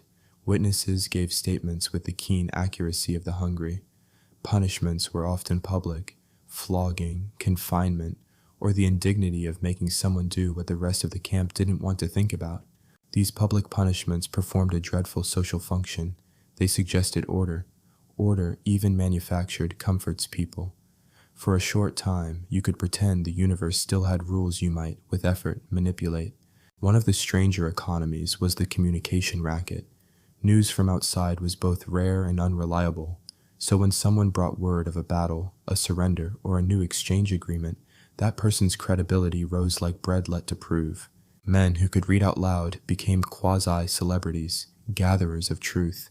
They would stand on a barrel or a log and read letters or scraps, turning information into theater. Sometimes the news was good and the camp erupted with a holler that sounded like a train. Sometimes the news was a rumor dressed as hope. Hope, in a camp, is hazardous. It makes tomorrow a thing to expect, and then tomorrow is often the day that disappoints. Religion at Andersonville was pragmatic theater with real stakes. Chaplains were real. So were men who found religion in desperation. Services were held in open spaces when weather allowed, and prayers were less about doctrine and more like group breathing exercises. Men prayed for their mothers, for the war to end, for the man next to them who coughed too long and looked like a candidate for a pauper's epitaph. Religion here offered narrative control. Telling a prayer structured a day. It provided metaphors, and metaphors are necessary when days are measured by bodily functions rather than by hope. There were also little rebellions with the flavor of defiance and farce. Men held impromptu theatrical performances. The theater was a shanty of an idea, mostly jokes and tall tales, but in those 30 minutes of laughter, the camp was lighter, if only by inches. They mocked officers, mocked the raiders, mocked the absurdities of their own lives. Satire became a portable armor. Making fun of the situation was less risky than openly detesting it. It was also a way for men to keep their voices in their minds. Laughter in the face of persistent logic is a kind of sanity maintenance program, a communal home remedy. Now let us be clinical about disease because understatement is a form of cruelty. Dysentery owned the camp like a landlord. It appropriated bodies, rearranged names on lists, and made the simple act of sitting a decision with consequences. Scurvy crept in like a slow critique of diet. Women back home probably had recipes that would have fixed it in an afternoon, but those kitchens and recipes belonged to a different planet. Fevers would come and go, sometimes sweeping through like theater of the damned. The sight of men with fever dreams was one of the entries in a book no one wanted to write, but everyone read. Medics, title generous, had to improvise constantly. They stitched under kerosene lights, used boiled water when they could, and made tea seem like a medicine more than a comfort. Pus, infection, gangrene. These were words men used in conversation as if discussing weather. Conversations like, "How is your leg?" would receive an answer that included a list of dressings and curses. The men who survived these conditions sometimes did so because of the care of another prisoner. Camaraderie acted as medicine. Sometimes a bandage was as much tenderness as it was cloth. Of course, some men fell into deeper moral pits. There were those who priced compassion. Traders who specialized in exploitation would buy a favor for a loaf, sell off blankets, or exchange letters for food. In desperation, trade ethics blur into survival pragmatics. This made for strange moral landscapes where a man could be generous one day and predatory the next, depending on how many nights he'd gone without a proper meal. These are not black and white judgments. They are human triangles where corners sometimes point at shame. Then there are the escape attempts. And oh, the optimism of escape. To the romantic mind, escaping a prison is a crisp, cinematic arc. Dig tunnel, crawl, reach freedom. In reality, escape attempts were often graceless, desperate, and tragic. Men tried tunnels, the earth resisted. A tunnel might lead you to a few yards of freedom and then to a chain link of fate. The camp would mount searches that were theatrical and cruel. Guards had orders and the psychological advantage of a law that said, "You are not free." Some men ran and were shot. Others were caught and punished in settings that made a stern look feel like a luxury. Not every escape failed. Some men did vanish into the woods, making long, hazardous treks across a country that had been turned hostile by war. Those stories became legends, sometimes embroidered, because the notion of one man making it out was a proof that the camp was not a final statement. Stories of escape served as reminders that fate had loopholes. They were told and retold, embellished like coins in a pocket until they were rich. We must not ignore the intersections of race and power, ugly as they are and necessary to face. Confederate authority, local prejudice, and the twisted logic of slavery-era societies affected how resources were distributed, how discipline was enforced, and how narratives were told. The fact that captors could be callous does not absolve prisoners of complicity in some behaviors, but history is a complicated ledger where blame is often distributed in uncomfortable partitions. Men of color, free, enslaved, or otherwise, dealt with layers of indignity that demanded attention and compassion in any truthful telling. As seasons shifted, the camp's culture shifted with them. Winter brought different kinds of suffering, cold that made blankets cruelly inadequate. Summer brought more disease. Rain created mud so deep it swallowed dignity. The elements, in partnership with poor planning and worse policy, became agents of torture. Men learned to ration not just food, but energy, conserve movement, conserve hope. Marriages of convenience took place between survival needs and moral standards. These unions were ugly but effective. Let's not forget the small triumphs. Someone, often a man whose name is lost to time but whose act echoes, would find a way to coax a seed to grow in a tin can. A sprig of greens, however meager, could spark a celebration. Someone would find a way to keep a letter dry, preserving a sliver of normality. A man would be buried with dignity by friends who could no longer hold back tears. Those small victories were tiny flags planted against an unkind world. Now, to pull back and look at the larger absurdities, bureaucratic failure spread like rot across both Confederate and Union shoulders. Resources misallocated, misdirected, or stolen made survival a lottery where the prize was life for some and a few extra hours for others. Humanity, one might have hoped, would be a stabilizing factor. Instead, institutional indifference often had more power than personal sentiment. The great moral failing isn't brutality alone. It is the day-to-day shrug that allows space to rot. And when the war ended, closure arrived like a door that stood ajar and then was slammed. Men who survived took with them bones and stories. They returned to a country that wanted to move on but had to carry memory. Some became testifiers, recounting the horrors in courtrooms, lecture halls, and letters. Some kept silence, nursing memories like burned pages. The trial of the camp's commandant, a man named Henry Wirtz, attracted headlines and vindication cravings. Whether justice was served in the neat legal sense is less important than the human need to put a face on suffering and to demand accountability. By the end, the camp left more than graves. It left lessons. It asked uncomfortable questions. How does a society treat its enemies? What happens when rationing becomes policy? How do ordinary people behave when the structures meant to protect them fail? Andersonville's answer was a messy anthology of kindness and cruelty, of tiny mercies and institutional brutality. It was, in short, human. For a viewer sitting in the dark with headphones on, longing for a spine-tingling story, here's something to do. Scroll down and leave a comment. Tell me, would you have tried to start a garden in a tin can? Would you stand up to the raiders or bargain with them? Would you join the makeshift choir of 10 who sing for the morning meal? Pick one choice and tell me why. Your comment steers the ship. It tells me which thread to pull in the next section. Do you want intimate medical stories, the kind that make you wince but also feel gratitude for modern medicine? Or do you want quiet, heroic tales of escape and cunning? Or perhaps the courtroom drama after the war, with its legal theater and moral reckonings?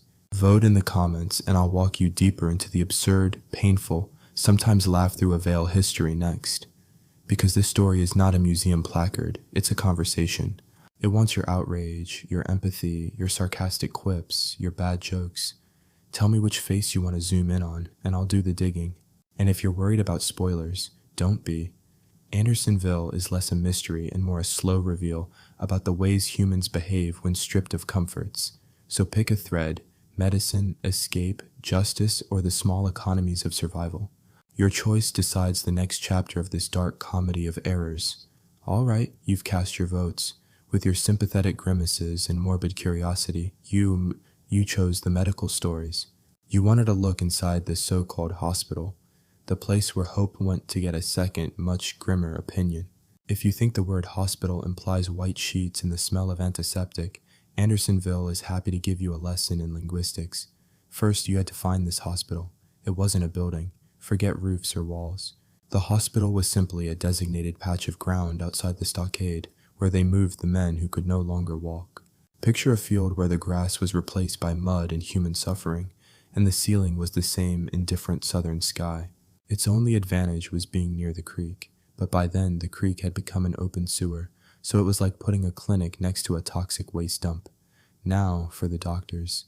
They were prisoner doctors, of course, young surgeons captured with their regiments trying to perform miracles, but their instruments consisted of a few rusty saws, a couple of scalpels that hadn't been changed since the war began, and a vast supply of useless sympathy. The main enemy wasn't the disease itself, but the lack of everything: clean water, bandages, medicine, food. Treatment often boiled down to a simple verdict: put him over there and try to make sure he doesn't bother the others. Let's talk about the big three diseases that cut men down more efficiently than any weapon. First was dysentery, or as they called it, the flux. It wasn't just an illness, it was the camp's unofficial currency, and everyone was bankrupt. It was the most humiliating of all afflictions. It stripped a man not only of his strength, but of his last shred of dignity. Men who had stood firm under a hail of bullets could now barely move from the pit they had dug for themselves. Hygiene was a luxury unavailable in a world where the nearest toilet was everywhere. Next came scurvy, a slow, vicious critic of the camp diet. Scurvy crept in quietly. First, the gums would bleed, then the teeth would loosen and fall out. Old, long-healed wounds would reopen, as if the body had decided to revise its own history. The cruelest irony was that this disease could be cured with a handful of greens or a single orange. Somewhere beyond the camp, trees and vegetables grew, but in this man-made desert, they were as fantastical as world peace. And finally, gangrene. It was the logical conclusion to any scratch. A small cut on the leg from a wood splinter, an insect bite, and within a week your limb would transform into a swollen, blackened piece of meat, emitting a smell you would never forget. The only cure was amputation. The surgeon did his work quickly, often without anesthesia, save for a swig of whiskey if you were lucky. Men would hold down their comrade while the saw did its gruesome work. The sound of saw on bone became part of the Andersonville soundtrack. Survivors of the amputation often died of infection a few days later. It was considered a success if a man simply survived the operation itself. But even in this hell, there was room for strange acts of mercy. One prisoner might share his last clean rag to bandage another's wound. Someone might sit for hours by a dying friend's side, shooing away the flies. These moments weren't heroism in the grand, glorious sense. It was a simple, stubborn humanity that refused to die, even when the body was already giving up. Camaraderie became medicine. Sometimes a touch was more important than a bandage. The medical record-keeping was the height of black humor. Every morning, a mule-drawn cart would make the rounds of the camp to collect the men who had died during the night. "Bring out your dead!" the driver would yell, and the cry became as routine as the sunrise. The bodies were stacked like cordwood near the gate, without coffins or shrouds. They lay there, under the blazing sun, until they were taken for burial in mass graves. Every day, the prisoners saw that pile of bodies and understood just how thin the line was between the man standing and looking, and the one lying in the cart. So, you've made your rounds of the camp infirmary. You've smelled history. What's next? Do we follow the trail of those who decided to dig their way to freedom, betting everything on dirt and darkness? Or do we jump to the very end, to a courtroom in Washington where blame was handed out like medals? The Great Escape or the Great Trial? You know the drill. Leave a comment. Tell me where to point the camera in this grand and grotesque theater. Your choice will write the next chapter of this dark comedy of errors. All right, you've made your decision. You bypassed the grimy, desperate hope of the escape tunnels and went straight for the grand finale, the theater of justice. You wanted to see the reckoning. You wanted a villain, a verdict in the neat, tidy bow of a hangman's noose to wrap up this messy story. An understandable choice. After all, what is a nightmare without a monster to blame it on? Welcome to Washington, D.C., summer of 1865. The war is over, the cannons are silent. The country is taking a long, hard look at its scars, and one of the ugliest is a 26-acre plot of land in Georgia. The nation, hungry for righteousness and a bit of revenge, needed a name and a face to attach to the horror of 13,000 graves. Enter Captain Henry Wirtz, the commandant of Andersonville, a Swiss immigrant with a thick accent and a wounded arm from the Battle of Seven Pines. On paper, he was the man in charge.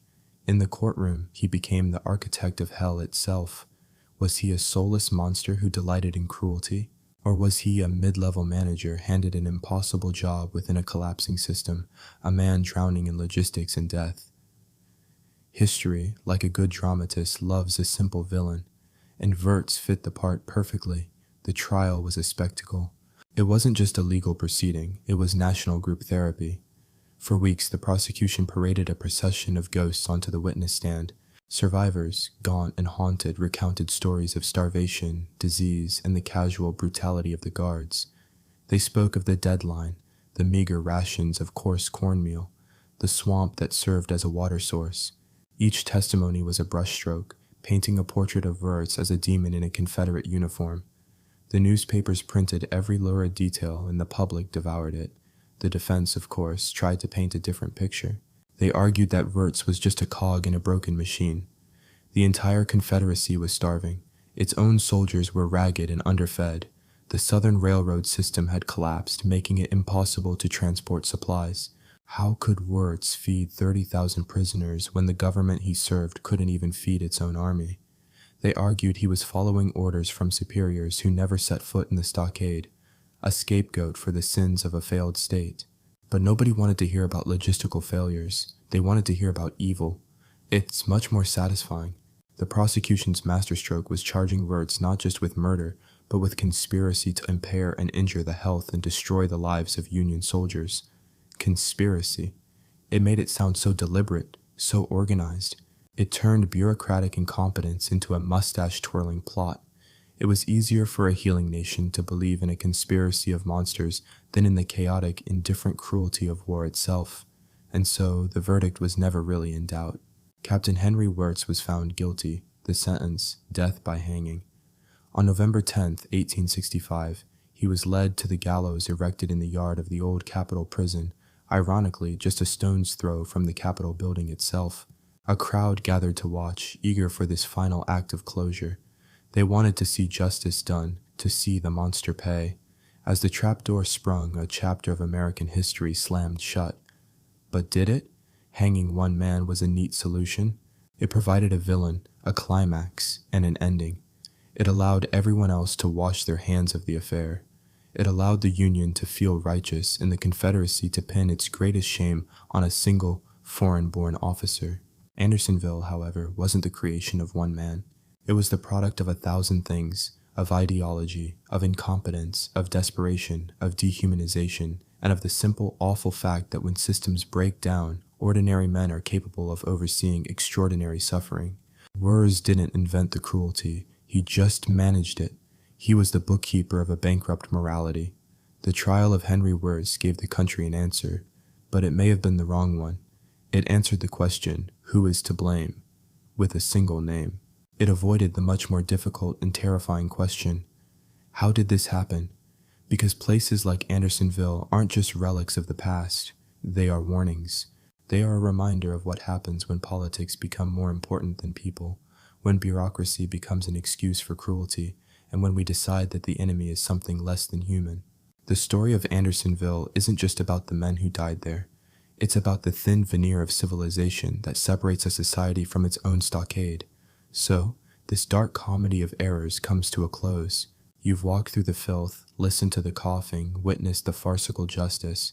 The credits roll. But here's one last thing to ponder as you turn off the screen. In the end, who was the bigger villain? The man who ran the camp, or the war that created it? Thank you for walking with me through this nightmare with a smirk. The past is never truly past, it just waits for us to stop paying attention. Don't stop. You think you've had a bad day? Try this on for size. You wake up to the gentle caress of freezing, salt-laced fog rolling through the bars of your 5 by 9 foot cage. Your roommate, a gentleman who introduced himself by carving his name into his own chest, is snoring like a dying walrus. For breakfast? You get a thrilling culinary experience called mush, which has the consistency of wet cement and the flavor of existential despair. Welcome, ladies and gentlemen, to Alcatraz, the original all-inclusive 5-star resort for America's most unwanted. If you think your Monday is bad, imagine a Monday that lasts for 20 years.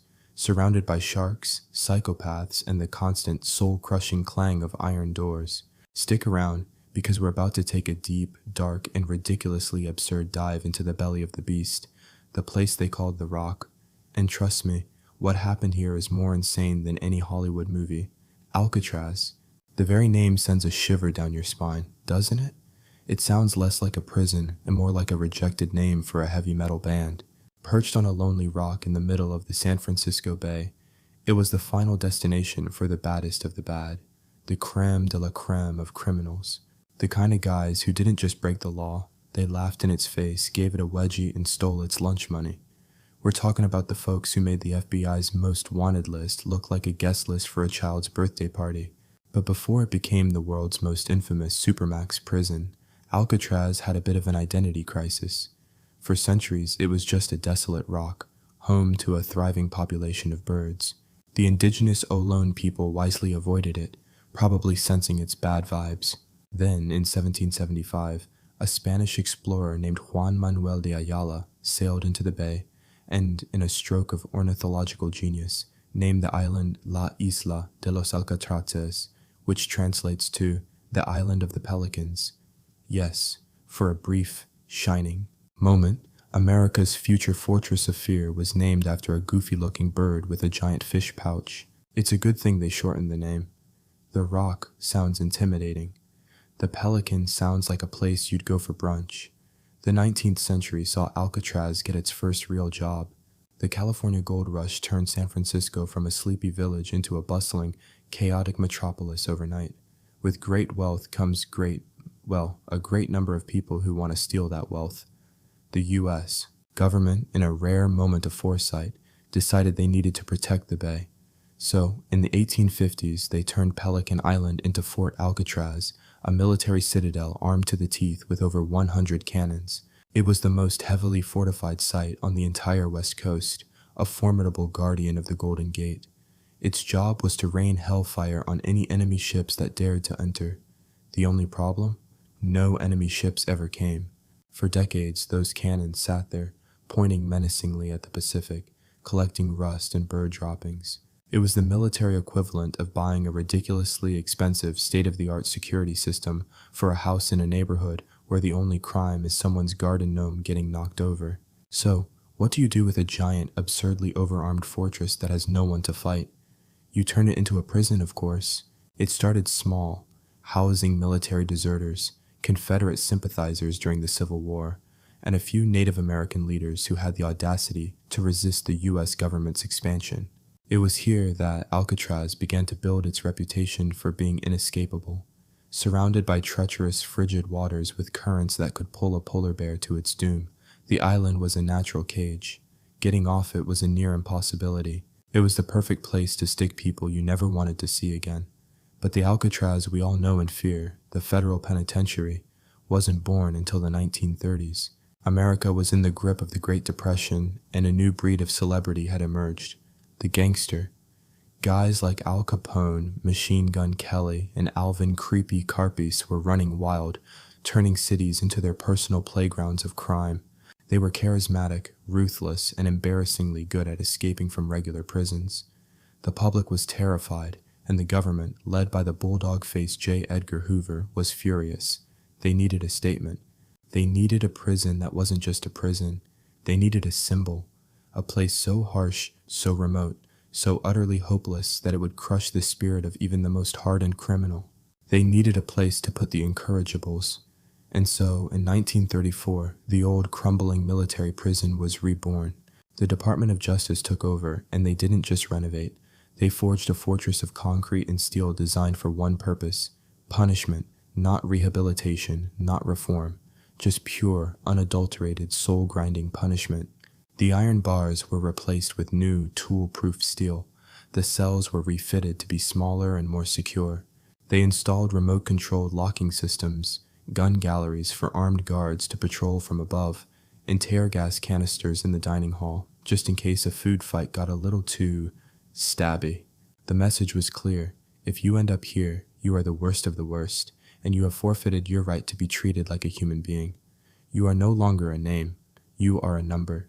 The first warden, James A. Johnston, was the perfect man for the job. A stern, no-nonsense administrator, he believed in a philosophy of silence and routine.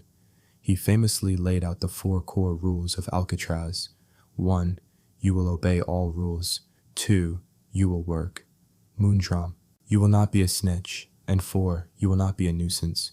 Break these rules and you'd find yourself in D Block, the isolation wing, a place so dark and cold it was nicknamed the Hole. A trip to the Hole meant solitary confinement in a pitch-black, soundproof cell with nothing but a mattress on the floor and a bucket for a toilet. Some men spent weeks in there, losing their minds in the silent darkness. Life on the rock was a monotonous, grinding hell.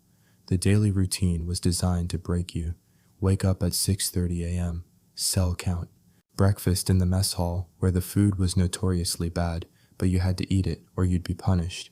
The rule in the dining hall was simple: take all you want, but eat all you take. Waste was not an option. After breakfast, it was off to work in the laundry, the kitchen, or the prison industries. Every movement was watched, every conversation was monitored, and for the first few years, under Johnston's strict orders, there was a rule of silence. Inmates were forbidden from speaking to one another outside of meals and recreation time. Imagine being locked away with hundreds of other people, but you can't talk. The silence was a form of torture, a psychological weapon designed to isolate and dehumanize. It was a world drained of color, sound, and hope. The prisoners of Alcatraz were a who's who of American crime. Of course, there was Al Capone, Scarface himself. By the time he got to Alcatraz, the once feared Chicago mob boss was a shadow of his former self, his mind and body ravaged by syphilis. He was no longer the kingpin, he was just inmate AZ-85. He was bullied, stabbed with a pair of scissors in the shower, and eventually spent his final years in the prison hospital, a broken man who would strum a banjo and talk to himself. It was a pathetic end for a man who once held a city in the palm of his hand. Then there was George Machine Gun Kelly, the flashy kidnapper whose tough guy persona crumbled the second he set foot on the rock. He was reportedly a model prisoner, a far cry from the ruthless gangster he pretended to be. He'd brag to other inmates, "I'm Machine Gun Kelly. You know me?" To which they'd reply, "Yeah? Well, I'm so-and-so, and I killed 5 people. Now, get to scrubbing the floor." In Alcatraz, your reputation on the outside meant nothing. You were at the bottom of the food chain, and you had to earn your place. But perhaps the most fascinating inmate was Robert Stroud, the Birdman of Alcatraz. Now Hollywood would have you believe he was a gentle, wise old soul who loved birds and became a world-renowned ornithologist while imprisoned on the rock. The reality is a little different. Stroud was a vicious, manipulative, and incredibly dangerous killer. He had murdered a bartender and then, while in Leavenworth prison, stabbed a guard to death in front of over 1,000 inmates. He was transferred to Alcatraz precisely because he was too violent for other prisons. And the Birdman part? He did all his bird research and kept all his canaries at Leavenworth. When he was transferred to Alcatraz in 1942, he wasn't allowed to have any birds. Not a single one. So the Birdman of Alcatraz was a birdman who wasn't allowed to have birds and wasn't even at Alcatraz during his Birdman phase.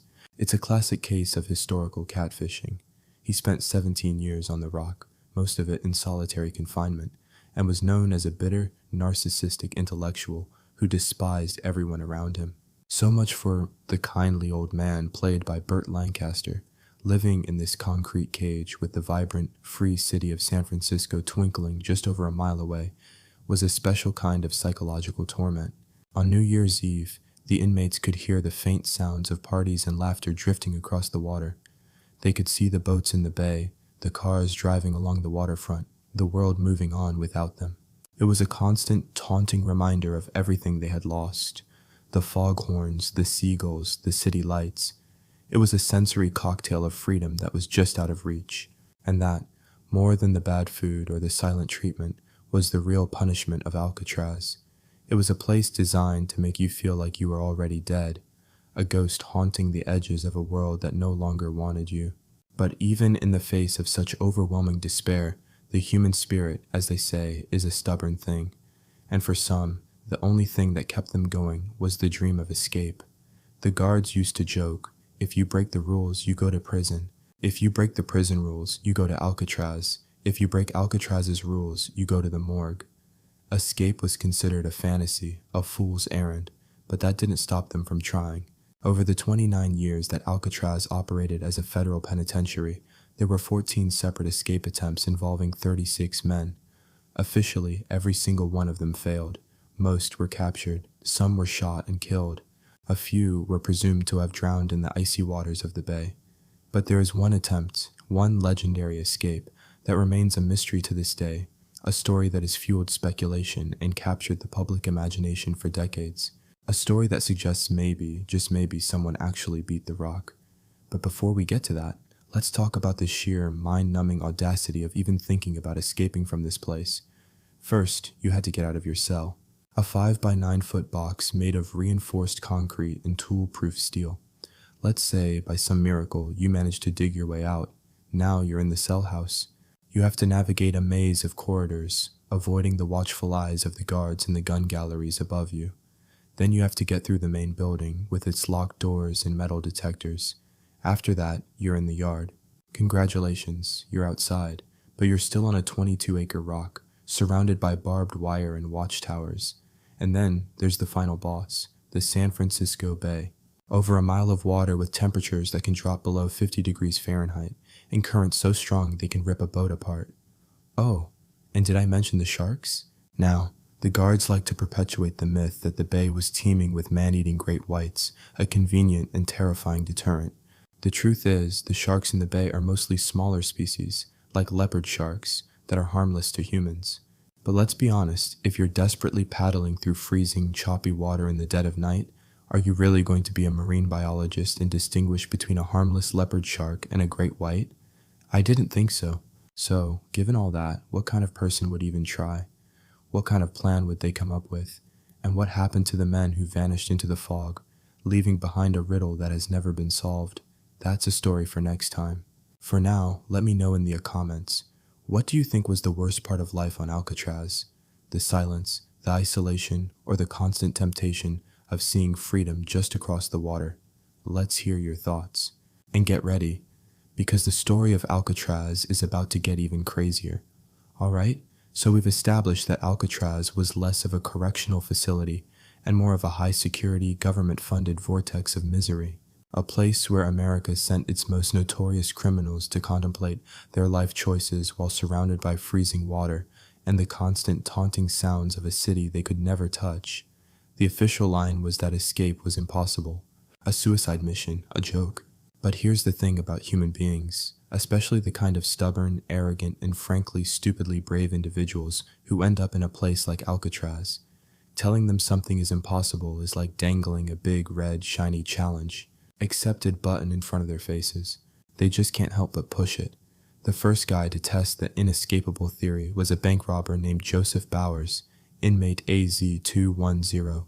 This was back in 1936 when the prison was still new and shiny. Bowers' escape plan was a masterpiece of simplicity, and by simplicity, I mean it was breathtakingly idiotic. While on his work detail at the island's incinerator, he just started climbing the fence. That was it. That was the whole plan. No elaborate tunnels, no dummy heads, no makeshift raft. Just a guy, a fence, and a whole lot of misplaced optimism. A guard in the West Road Tower yelled at him to get down. Bowers ignored him. The guard fired a warning shot. Bowers kept climbing. The guard, presumably sighing at the sheer amount of paperwork this was about to generate, fired again, this time not as a warning. Bowers tumbled from the fence, fell about 50 feet onto the rocks below, and died. The whole attempt lasted maybe 2 minutes. It was a spectacular failure, but it sent a clear message to the other inmates. The guards weren't bluffing. Alcatraz had its first body, and the legend of its brutal security was cemented. But that didn't deter everyone. In December of 1937, just a year and a half later, 2 inmates, Theodore Cole and Ralph Rowe, decided to give it a shot. Now, these guys were a bit more thoughtful than old Joe Bowers. They weren't just going to climb a fence in broad daylight. Cole and Rowe were bank robbers from Oklahoma, serving long sentences. They worked in the prison's mat shop, located in the Model Industries building. Over time, they realized that the windows in the shop, while barred, were a weak point. Using a hacksaw blade, they slowly, painstakingly filed through 2 of the iron bars on a window. To hide their work, they filled the cuts with a mixture of grease and shoe polish. Classic, eh? Their plan hinged on the weather. They needed chaos. They needed cover. And on December 16, 1937, they got it. A thick, soupy fog rolled into the bay, so dense you could barely see your hand in front of your face. It was the perfect storm, literally. During their work shift, they bent the weakened bars, squeezed through the narrow opening, and dropped to the ground below. They ran to the water's edge and, according to the official report, plunged into the frigid bay and were never seen again. Now, the warden insisted they drowned. The currents were brutal, the water was freezing, and a body count was taken during a lockdown. Cole and Rowe were gone. The official story is that they were dead within minutes, their bodies swept out to sea by the powerful ebb tide. But here's the fun part. Their bodies were never found. Not a scrap of clothing, not a bone, nothing. Over the years, rumors persisted. Sightings of the 2 men were reported in South America. A 1941 article in the San Francisco Chronicle claimed they were living in Brazil. The FBI kept their files open for decades. Did they make it? Did 2 men, with nothing but sheer grit, beat the rock in its infancy? Or were they just another meal for the crabs at the bottom of the bay? The authorities will tell you they drowned. But the mystery, the sliver of a chance they succeeded, was a seed of hope planted in the minds of the Alcatraz population. A dangerous, tantalizing seed. But the most dramatic, the most violent, the most Hollywood blockbuster escape attempt didn't happen in the fog. It happened in broad daylight, in a blaze of gunfire and desperation. It has a name that sounds like a movie title, The Battle of Alcatraz. And it wasn't just an escape attempt, it was an all-out war. The year was 1946. The mastermind was Bernard Coy, a bank robber from Kentucky serving a 25-year sentence. Coy was not your average thug. He was quiet, intelligent, and observant. For years he'd been studying the prison's routines, its weaknesses, its pressure points, and he found one, a big one. He was working as a cell house orderly, a job that gave him a certain freedom of movement. His job was to sweep the floors, and while sweeping, he watched.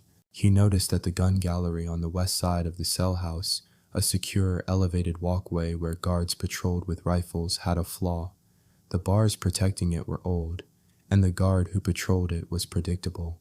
Coy also noticed that due to wartime staff shortages, the prison was stretched thin, the guards were overworked, and routines were becoming sloppy. Coy devised a plan, a crazy, brilliant, multi-stage plan that required split-second timing and nerves of steel. He recruited a crew. His main partner was Marvin Hubbard, a kidnapper. Then there was Joseph Kretzer and Clarence Carnes, both serving life sentences for murder. And finally, Moran Thompson and Sam Shockley, two other violent convicts who were eager for a shot at freedom. The plan was this. Coy, who had starved himself to become skinny enough to squeeze through tight spaces, would climb up to the West Gun Gallery while the guard was busy elsewhere. He would use a homemade device, a bar spreader he had fashioned in the prison workshop, to pry open the bars. Once inside, he would overpower the guard, take his rifle, and then lower weapons, keys, and ammunition down to his accomplices below. With the guards' own weapons, they would take over the cell house, capture more guards as hostages, and then use the key to the recreation yard to unlock the door to freedom. Once in the yard, they would make their way to the island's dock, seize the prison launch boat, and sail off to San Francisco. Simple, right? What could possibly go wrong? On May 2nd, 1946, they put their plan into motion. While the other inmates were at their work assignments, Coy, the designated floor sweeper, created a distraction. He staged a small fight, drawing the attention of the cell house guards. While they were occupied, Coy, stripped down to his socks and covered in grease, shimmied up the cell bars to the gun gallery. Guard Bert Klutz, the man on patrol, had just finished his inspection and had moved to the other end of the gallery. Coy used his bar spreader, a genius little contraption made from a nut, a bolt, and a metal sleeve. He wedged it between the bars and slowly, silently turned the nut. The bars groaned and spread, just enough for the emaciated Coy to squeeze through. He was in. He crept up behind Guard Klutz, choked him into unconsciousness, and took his rifle and keys. Phase 1 was a success. He lowered the rifle, a club, and the keys down to Hubbard, who was waiting below. Kretzer and Carnes were released from their cells. They now had a small armed army inside the main cell house. They began overpowering other guards, locking them in 2 cells in C block. They rounded up 9 guards in total, stripping them and binding them. They were in control. The cell house was theirs. It was a stunning success for about 5 minutes, and then came the fatal, almost comically tragic flaw in their brilliant plan. They had plenty of keys, a whole ring of them taken from the captive guards. They went to the door leading to the recreation yard, the final barrier between them and the outside world. They tried key after key. None of them worked. They tried again. Nothing. Panic began to set in. In their meticulous planning, in all of Coy's quiet observation, they had missed one crucial detail. The key to the yard door, as a security measure, was never brought into the cell house. It was kept by the guard at the entrance to the block. They had all the keys except the one they actually needed. They were trapped. They had conquered the cell house only to find themselves locked inside their own conquered territory. It was like winning a war and then realizing you'd lost the key to your new palace. The prison authorities, realizing something was very, very wrong when the guards didn't report in, sounded the general alarm. Alcatraz went into lockdown. The escape plan was officially dead. Now it was a hostage crisis. Kretzer, a hot-headed killer, started to lose it. He was furious, trapped like a rat, and he wanted someone to pay. He told the guards in the cell, "It don't make any difference to me now if I die. I'm going to shoot." He opened fire on the helpless, unarmed guards packed into the cell. Guard William Miller died from his wounds. Harold Stites was also killed as he tried to retake the gun cage. Several other guards were grievously injured. The situation had devolved from a daring escape into a cold-blooded massacre. The U.S. Marines were called in. The Coast Guard blockaded the island.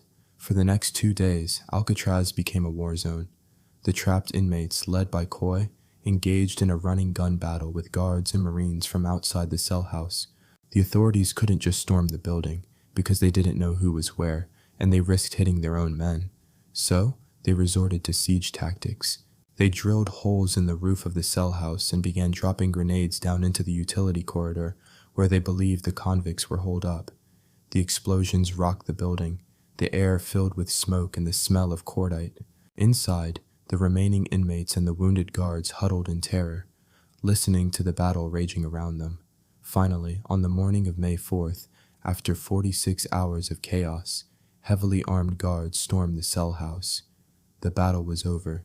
In a smoke-filled utility corridor, they found the bodies of the ringleaders, Coy, Kretzer, and Hubbard. They had been killed by the relentless barrage of gunfire and grenades. Their dream of freedom had ended in a dark, concrete tomb of their own making. The aftermath was grim. 2 guards were dead, and 14 were wounded. 3 convicts were dead. The surviving conspirators, Sam Shockley, Moran Thompson, and Clarence Carnes, were put on trial for murder. Carnes, who was only 19, was spared the death penalty because several of the hostage guards testified that he had refused to shoot them. He was given another life sentence, but for Shockley and Thompson, there was no such mercy. They were found guilty, and in 1948, they were executed side by side in the gas chamber at San Quentin. The Battle of Alcatraz was a brutal, bloody failure. It was proof positive that the Rock could not be beaten. It showed that even with intelligence, planning, and firepower, the system would ultimately crush you. The prison beefed up its security even further. The old gun gallery bars were replaced with solid, impregnable steel. Procedures were tightened. The message to the prison population was louder and clearer than ever before. Don't even think about it. You will fail. You will die. And for the next 16 years, it seemed like the inmates listened. There were a few half-hearted, easily foiled attempts, but the ghost of the Battle of Alcatraz hung over the prison. The spirit of escape seemed to have been broken. It seemed that no one would ever be foolish enough to mount a serious challenge to the fortress again. But they were wrong, because the most audacious, the most ingenious, and the most famous escape in American history was still to come. A plan that didn't rely on brute force, but on patience, artistry, and a deep understanding of the prison's greatest weakness, its own slow decay. After a bloodbath like the Battle of Alcatraz, you'd think the story would be over. How do you top that for sheer, violent audacity? It seems like the final word on the subject of escaping the Rock. But what if the next attempt wasn't about violence at all? What if it was about brains over brawn? Let me know in the comments. After seeing a plan like Coy's fail so spectacularly, would you ever even dream of trying to escape? Or would you just serve your time and try not to get stabbed over a game of checkers? Think about it and get ready for part 3, because we're about to meet the men who looked at the wreckage of the Battle of Alcatraz and thought, we can do better. So, the Battle of Alcatraz ended in a symphony of grenades and shattered dreams. The message from the warden was loud and clear. We have more guns than you have stupid ideas. Stay put. For over a decade, it worked. The inmates of the Rock settled into a grim acceptance of their fate. The ghost of Bernard Coy and his failed revolution served as a constant reminder that the house always wins. Escape was no longer a dream, it was a death sentence. But the thing about the Rock is that it wasn't just a prison of concrete and steel. It was a prison built on an unstable, crumbling foundation, being perpetually eaten alive by the very thing that made it so terrifying, the salt water of the San Francisco Bay. And in the late 1950s, a new type of prisoner arrived, a man who didn't see the futility. He saw the cracks. His name was Frank Morris, inmate AZ-1441. Morris was not your typical Alcatraz resident. He wasn't a hot-headed killer or a flashy gangster. He was a quiet, unassuming career criminal who had spent most of his life in institutions. But behind his placid exterior was a mind of razor-sharp brilliance. Morris was officially ranked in the top 2% of the population for intelligence, with an IQ of 133. He was a master of thinking his way out of problems, and prisons were his favorite puzzle. He'd already escaped from several other facilities, which is exactly how he earned his one-way ticket to the Rock. The authorities figured that if anyone could be contained, it was here. They had fatally underestimated his patience and his perception. When Morris arrived, He didn't see impenetrable walls. He saw corrosion. The constant salt-laced fog and humidity that plagued the island had been working its magic for decades. The metal utility corridors behind the cells were rusting. The concrete around the ventilation grates was soft and crumbly, turning to a paste when wet. The most secure prison in the world was, quite literally, rotting from the inside out. It was a slow, subtle decay that most people overlooked. Frank Morris noticed. He wasn't alone. He soon linked up with two brothers, John and Clarence Anglin, inmates AZ-1476 and AZ-1485. The Anglin brothers were bank robbers from a poor family of 13 kids in Florida. They weren't intellectuals like Morris, but they were resourceful, tough, and had a lifetime of experience, making do with what they had. They'd grown up swimming in the swamps and lakes of the South, and they were also experienced escape artists. They were the perfect partners for Morris. He was the architect, and they were the engineers. A fourth man, Alan West, inmate AZ-1335, who was in a cell on the same tier, was also brought into the conspiracy. He was known for being mechanically adept. The team was assembled. The target was identified, the crumbling ventilation duct in the back of their cells. Their plan was the polar opposite of the Battle of Alcatraz. It wouldn't rely on force, but on stealth, patience, and artistic deception. It was a slow-burn masterpiece of criminal ingenuity that would take more than a year to execute. First, they needed tools. This wasn't a hardware store. Everything had to be stolen, scrounged, or repurposed. From the mess hall, they managed to pilfer spoons. They broke off the handles and painstakingly sharpened the bowls into small, crude shovels. From the maintenance areas, they swiped a pair of nail clippers. And their masterstroke? They got their hands on an old, broken vacuum cleaner and salvaged the motor. This tiny motor, when jury-rigged with a stolen electrical cord, became a crude but effective drill. It was loud, but they had a solution for that. Alcatraz, in a rare act of humanity, allowed a music hour each evening where inmates could play instruments. The cacophony of accordions, guitars, and harmonicas provided the perfect cover for the gentle, rhythmic grinding of their makeshift tools. Night after night, during music hour, they worked. They would take turns keeping watch while one man, lying on his bunk, would use his spoon shovel and vacuum drill to chip away at the soft, rotten concrete around his cell's ventilation grate. It was slow, tedious, agonizing work, a few millimeters a night. To hide their progress, they crafted fake wall sections out of cardboard and paint, perfectly camouflaging the holes they were creating. But digging the hole was only the first problem. How do you leave your cell for hours at a time in a prison that counts heads every 30 to 60 minutes? This is where the plan transcended simple escape and became high art. They decided to leave decoys in their beds, decoys that could pass a cursory inspection by a guard's flashlight in the middle of the night. This was their most famous creation, the dummy heads. In the prison arts and crafts program and from their own cells, they gathered their materials, toilet paper, soap, concrete dust, and paint from the workshop. They created a papier-mâché-like paste and began sculpting. They molded hauntingly realistic heads, complete with cheekbones, noses, and closed eyelids, the pièce de résistance. They collected real human hair from the floor of the prison barbershop, cutting it and gluing it to the scalps of their creations to make them look even more authentic. They propped these grotesque, sleeping doppelgangers up on their pillows, tucking them into bed so that a passing guard would see what looked like a sleeping inmate. It was a high-stakes arts and crafts project where failing meant solitary confinement, or worse. With their tunnels complete and their dummy heads ready, they now had access to the unguarded utility corridor that ran behind the entire cell block. This narrow, dusty space became their secret workshop. They would sneak out of their cells at night, replace the grills and fake walls, leave their silent, creepy twins sleeping in their beds, and get to work. But what were they working on? They weren't just going to swim for it.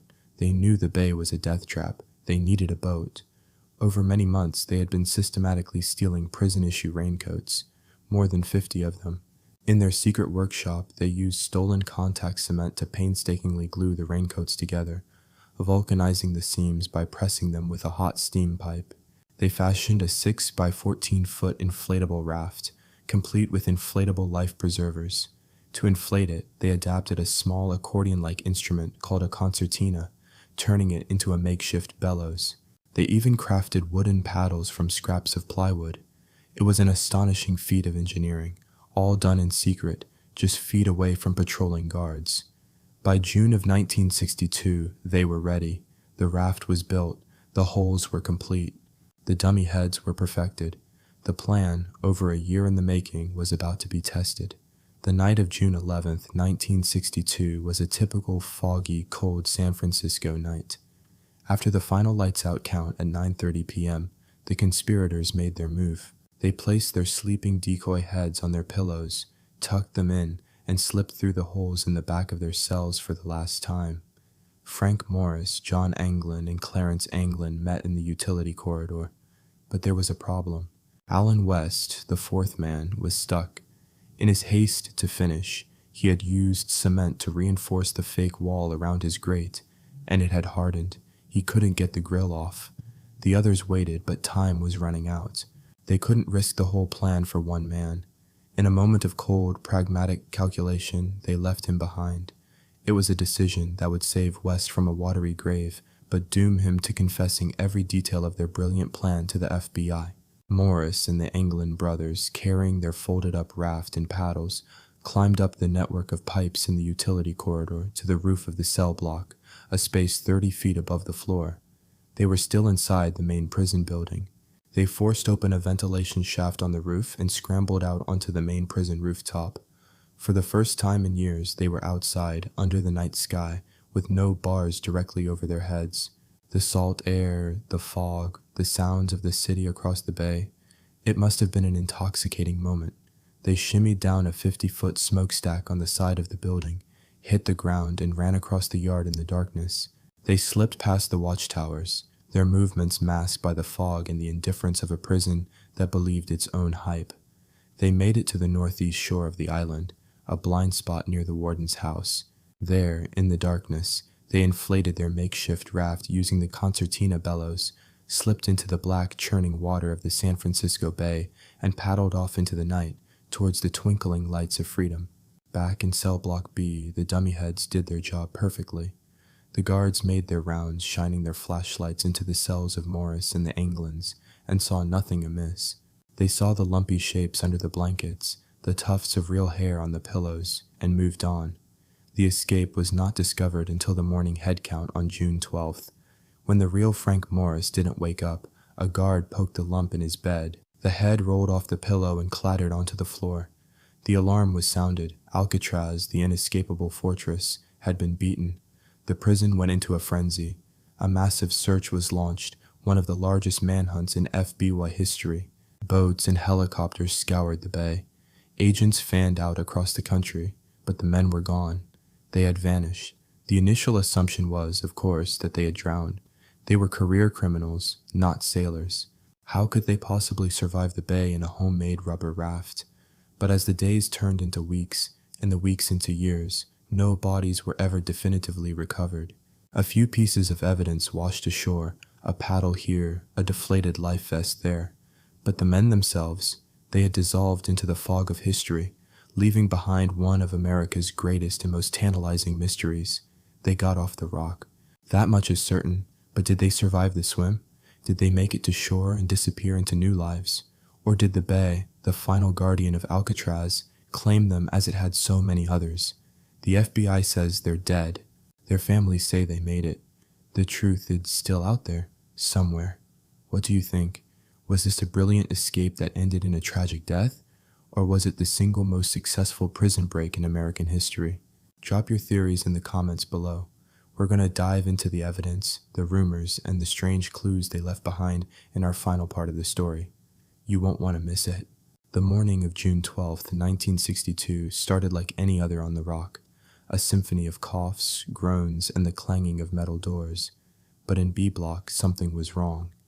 Inmate AZ-1441, Frank Morris, was a little too still. A guard, tired of yelling, reached through the bars to shake him awake. And that's when the illusion shattered. The carefully crafted head of papier-mâché and human hair rolled off the pillow and clattered onto the cold concrete floor. In that moment, a collective gasp was sucked out of the entire U.S. prison system. The impossible had happened. The unescapable had been escaped. Alcatraz, the government's billion-dollar symbol of absolute control, had been outsmarted by 3 men with spoons, raincoats, and some serious arts and crafts skills. The chaos was immediate and beautiful to imagine. Alarms blared, guards ran in circles. J. Edgar Hoover, the notoriously grumpy head of the FBI, probably threw something heavy across his office. This wasn't just an escape, it was a humiliation. It was a direct insult to the Bureau of Prisons and the FBI's carefully cultivated image of invincibility. They had built a monster to house the monsters, and 3 guys had just walked out the back door after leaving them a set of creepy papier-mâché dolls as a parting gift. A massive manhunt was launched. The FBI threw everything they had at it. They interrogated Alan West, the poor schmuck who got stuck behind, and he sang like a canary, spilling every last detail of their ingenious plan. Agents swarmed the Bay Area. Helicopters buzzed over the water, and wanted posters with the men's faces were plastered across the country. The official story, the one the government desperately wanted everyone to believe, was written almost immediately. They drowned, and on the surface, it makes sense. The bay's currents are vicious, a swirling vortex of icy water that can drag a person out to the open ocean in minutes. The water temperature hovers around 50 degrees Fahrenheit, cold enough to induce lethal hypothermia in under an hour. The FBI, trying to save face, presented their case with grim certainty. The men, they said, were city slickers, not mariners. Their raft was a joke, a flimsy thing made of raincoats that would have been shredded by the choppy waves. They concluded that Morris and the Anglins, drunk on the thrill of their escape, had plunged into the water and died a miserable, freezing death. Their bodies, like those of Cole and Rowe before them, were simply swept out to sea, never to be seen again. Case closed. The Rock remains undefeated. Please disperse. Nothing to see here. To bolster their story, they pointed to the evidence that washed up.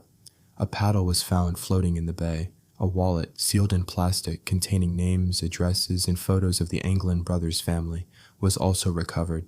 A few days later, a deflated, torn piece of rubberized material, believed to be a life vest from their raft, was found on Cronkite Beach, just northwest of the Golden Gate Bridge. To the FBI, this was the nail in the coffin. Their raft had clearly failed, they'd lost their possessions, and the bay had claimed them. Alan West had told them the plan was to paddle to Angel Island, ditch the raft, and then swim across the channel to Marin County to steal a car.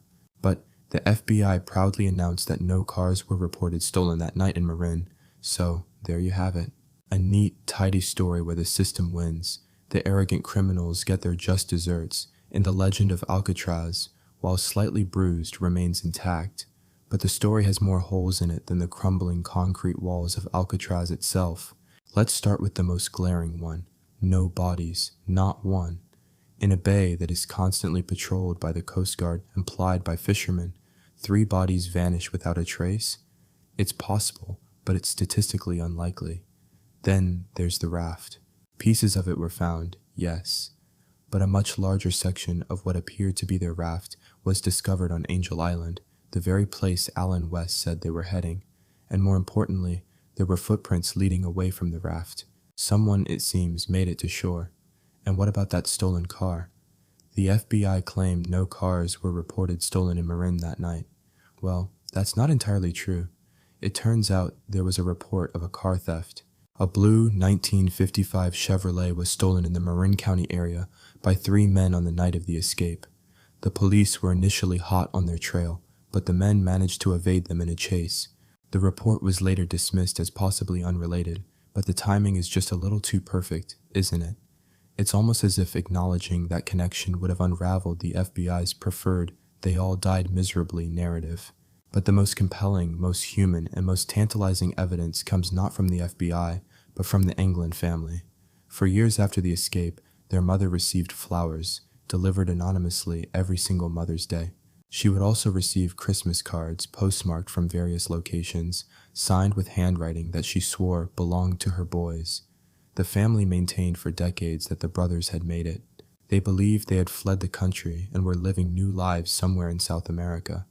This was dismissed as the hopeful fantasy of a grieving family until the 21st century.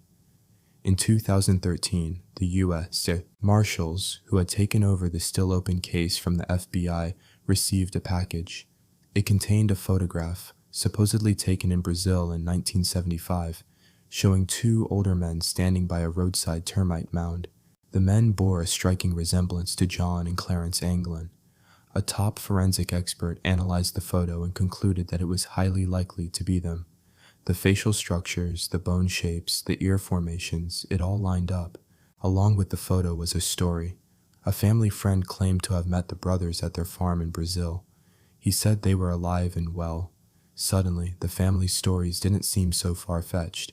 The idea of John and Clarence Anglin, two bank robbers from Florida, successfully outsmarting the entire U.S. government and spending their golden years farming in Brazil was no longer a myth. It was a tangible possibility. And what about Frank Morris, the quiet genius, the architect of it all? He vanished more completely than anyone. No photos, no credible sightings, just whispers. Some say he parted ways with the Anglins as soon as they hit shore. A man with his intelligence and ability to disappear would have had no trouble forging a new identity and melting into society. He was a ghost long before he ever set foot on Alcatraz. The escape just made it official. The escape of AZ-1441, AZ-1476, and AZ-1485 was the beginning of the end for Alcatraz. The incident was a colossal embarrassment. It exposed the prison's vulnerabilities and shattered its carefully crafted myth of being inescapable.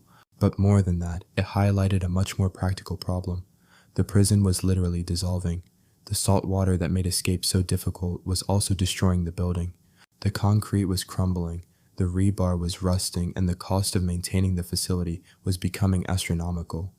It was costing the government more to house one prisoner on Alcatraz than it would to send them to a luxury hotel in Manhattan. The world's most famous prison wasn't being brought down by gangsters or murderers. It was being beaten by bad plumbing and rust. On March 21st, 1963, less than a year after Morris and the Anglins paddled off into the fog, the final order came down. Alcatraz Federal Penitentiary was officially closed. The last 27 inmates were loaded onto a boat and transferred to other federal prisons. The final warden, Olin G. Blackwell, famously remarked, "It's getting to be a place that the seagulls are taking back." The Rock, after 29 years of being America's symbol of ultimate punishment, was finally retired. The iron doors that had slammed shut on Al Capone, Machine Gun Kelly, and the Birdman fell silent for good. Today, Alcatraz is one of San Francisco's most popular tourist attractions. Millions of people flock to the island every year to walk through the cold cell blocks, to stand inside a solitary confinement cell, and to stare across the water at the city, trying to imagine the torment of being so close to freedom, yet so far away. They pose for pictures behind bars and buy souvenir t-shirts that say, "I escaped from Alcatraz." It's a strange, ironic end for a place built on human misery. It has become a theme park of despair, its history sanitized and sold for profit. But the mystery of its most famous residents endures. The U.S. Marshal Service officially keeps the case open. Active warrants remained for Frank Morris and the Anglin brothers. If they are alive today, they would be well into their 90s. It's unlikely we will ever know for sure what happened to them after they slipped into the black waters of the bay. Did they die a cold, anonymous death within minutes of tasting freedom? Or did they pull off the single greatest escape in American history, living out their lives as free men, forever laughing at the government that tried and failed to break them? The beauty of the story is that there is no answer. It allows you to choose your own ending. You can believe the official report, a grim tale of hubris and drowning. Or you can believe in the possibility of the impossible, a story of three men who, with nothing but their wits and a pile of stolen raincoats, beat a system designed to crush them and vanished into legend. It's a testament to the stubborn, defiant, and sometimes brilliant nature of the human spirit. Even in the darkest, most hopeless place on earth, someone is always digging a tunnel with a spoon. So, now it's your turn. After hearing all the evidence, what do you believe? Did they make it, or did the bay claim its final victims? Are they skeletons at the bottom of the ocean, or did they die of old age on a farm in Brazil? Give me your verdict in the comments. Let's solve this thing once and for all.